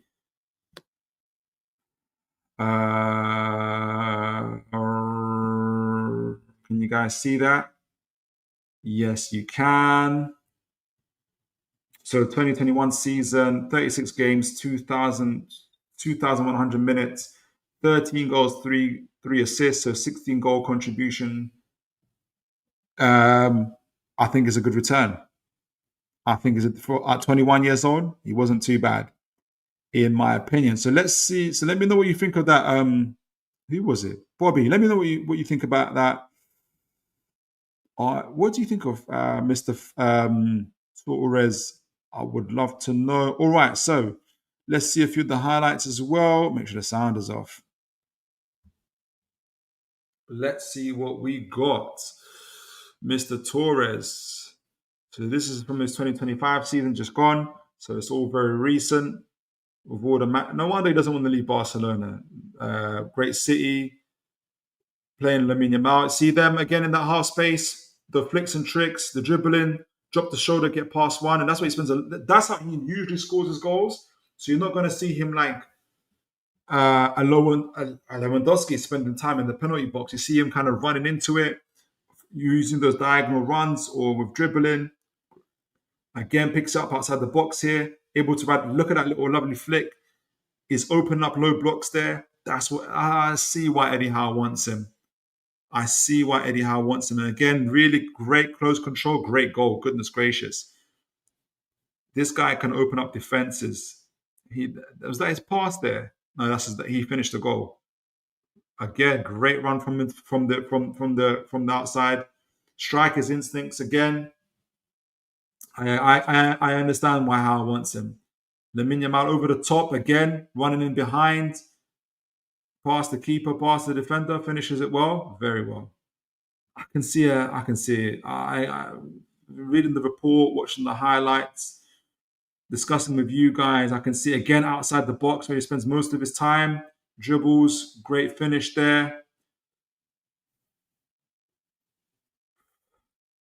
Great touch, unlocks to the defense. Again, lovely striker's instincts. Great header. That's why they play him in the false 9. Great first touch, looks up twice. Low shot. Great goal. Let's see a couple more. Again, first touch. Finish. One more. Again, outside of the box. Oh no, that's him taking it. Oof. Lovely finish. But I don't know if you guys remember, he had some really nice finishes again when he played against us as well. I'm sold. I won't lie to you guys. I am sold. I am sold. Maybe I'm just a sucker for scouting reports, but I can see why Eddie Howe is looking at. I'm seeing him as a Firmino type. What he did for Liverpool, how he brought in the Mane and Salah into play. I can see Torres doing that for Gordon and for Elanga or Murphy, whoever plays, or Barnes even on that side as well. Taking the weight off Barnes of having to dribble past players and take on a man. Torres can do that for sure. I can see that. I can see Isak going for the deal. I can see Barcelona going in for Isak. My only thing is, would Ferran Torres be on it? That's my only kind of reservation about it. But if Isak was to go to Barcelona, to Barcelona, we've got Ferran Torres in return, plus 70 million with Wissa. Yes, the team has seen this. Then I would go with that. But let me know what you guys think. I'm going to wrap up the show in a moment. Just going to go read your chats and see what you guys are saying, and then we'll do a conclusion. Okay, so BT says we are shopping at Waitrose, not Harrods. Would Torres be Waitrose? Possibly. David Barton says, great show, Philip. Thank you, sir. That means a lot from you. I appreciate your dedication to the channel. Top work. Hit them likes and subscribe, people. Thank you so much for that, David. Love that. I love that encouragement.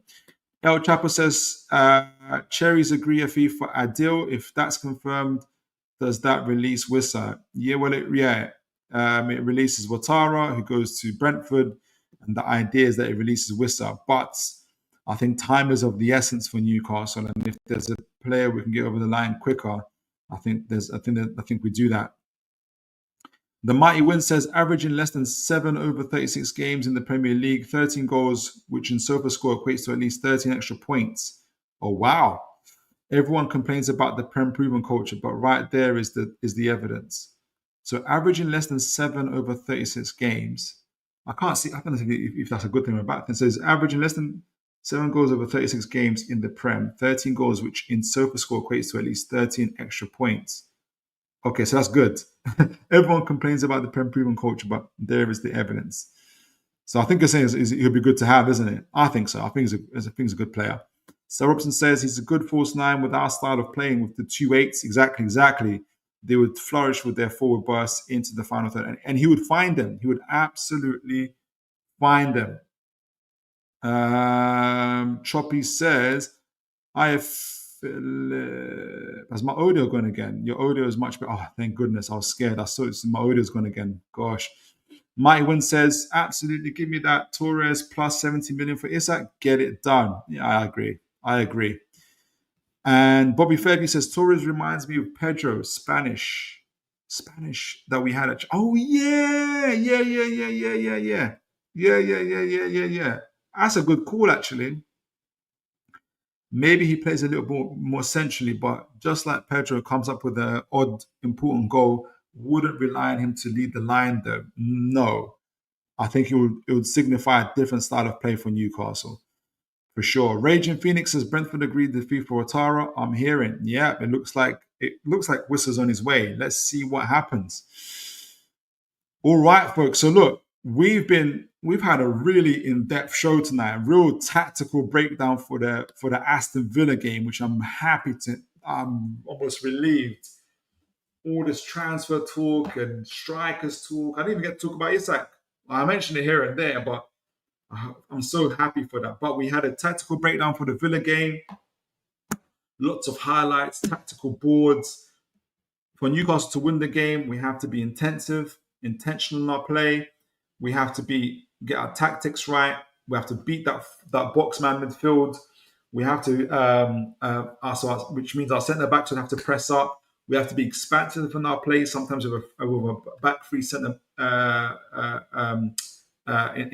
our defensive line, being direct in our wing play as well, and expanding the play, stretching the pitch, stretching Villa as well from their compact shape as well. We have to be there, but we have the tools and capabilities of being there as well. And you guys have set your score lines as well. I've given my scoreline as 2-1 to Newcastle. Let's see what happens. We also did a scouting report from Mr. Fernan Torres. I started off thinking, man, he's a bit lightweight. Do I really want him? But the more I studied him, I kind of, in my opinion, he's more closer to a Firmino for Liverpool and what he did for Liverpool, bringing in Mane and Salah and how they spread the goals. Obviously, mainly Mane and Salah scored the goals, but Firmino being that facilitator, I can see Mr. Torres being that. His final third play, his close control, his eye for a pass, the flicks and tricks, his ability to take on a man, his ability to either be out wide and stretch the play or drive in centrally as well. Even he has got those striker's instincts and to play in that false line position, but he has those striker's instincts and kind of getting into the end of the crosses, even though most of his work is just out, his best work is just outside the penalty box as well. That kind of player can really, really help us break down low blocks as well. I think he'll be phenomenal for us. And the deal, if we can imagine from what some of our ITKs are reporting, is a player cash deal for Isak to Barcelona. I'd imagine it will be something along the lines of a cash deal. The money covers what we paid for Isak, so around 60 to 70 million plus Fernan Torres.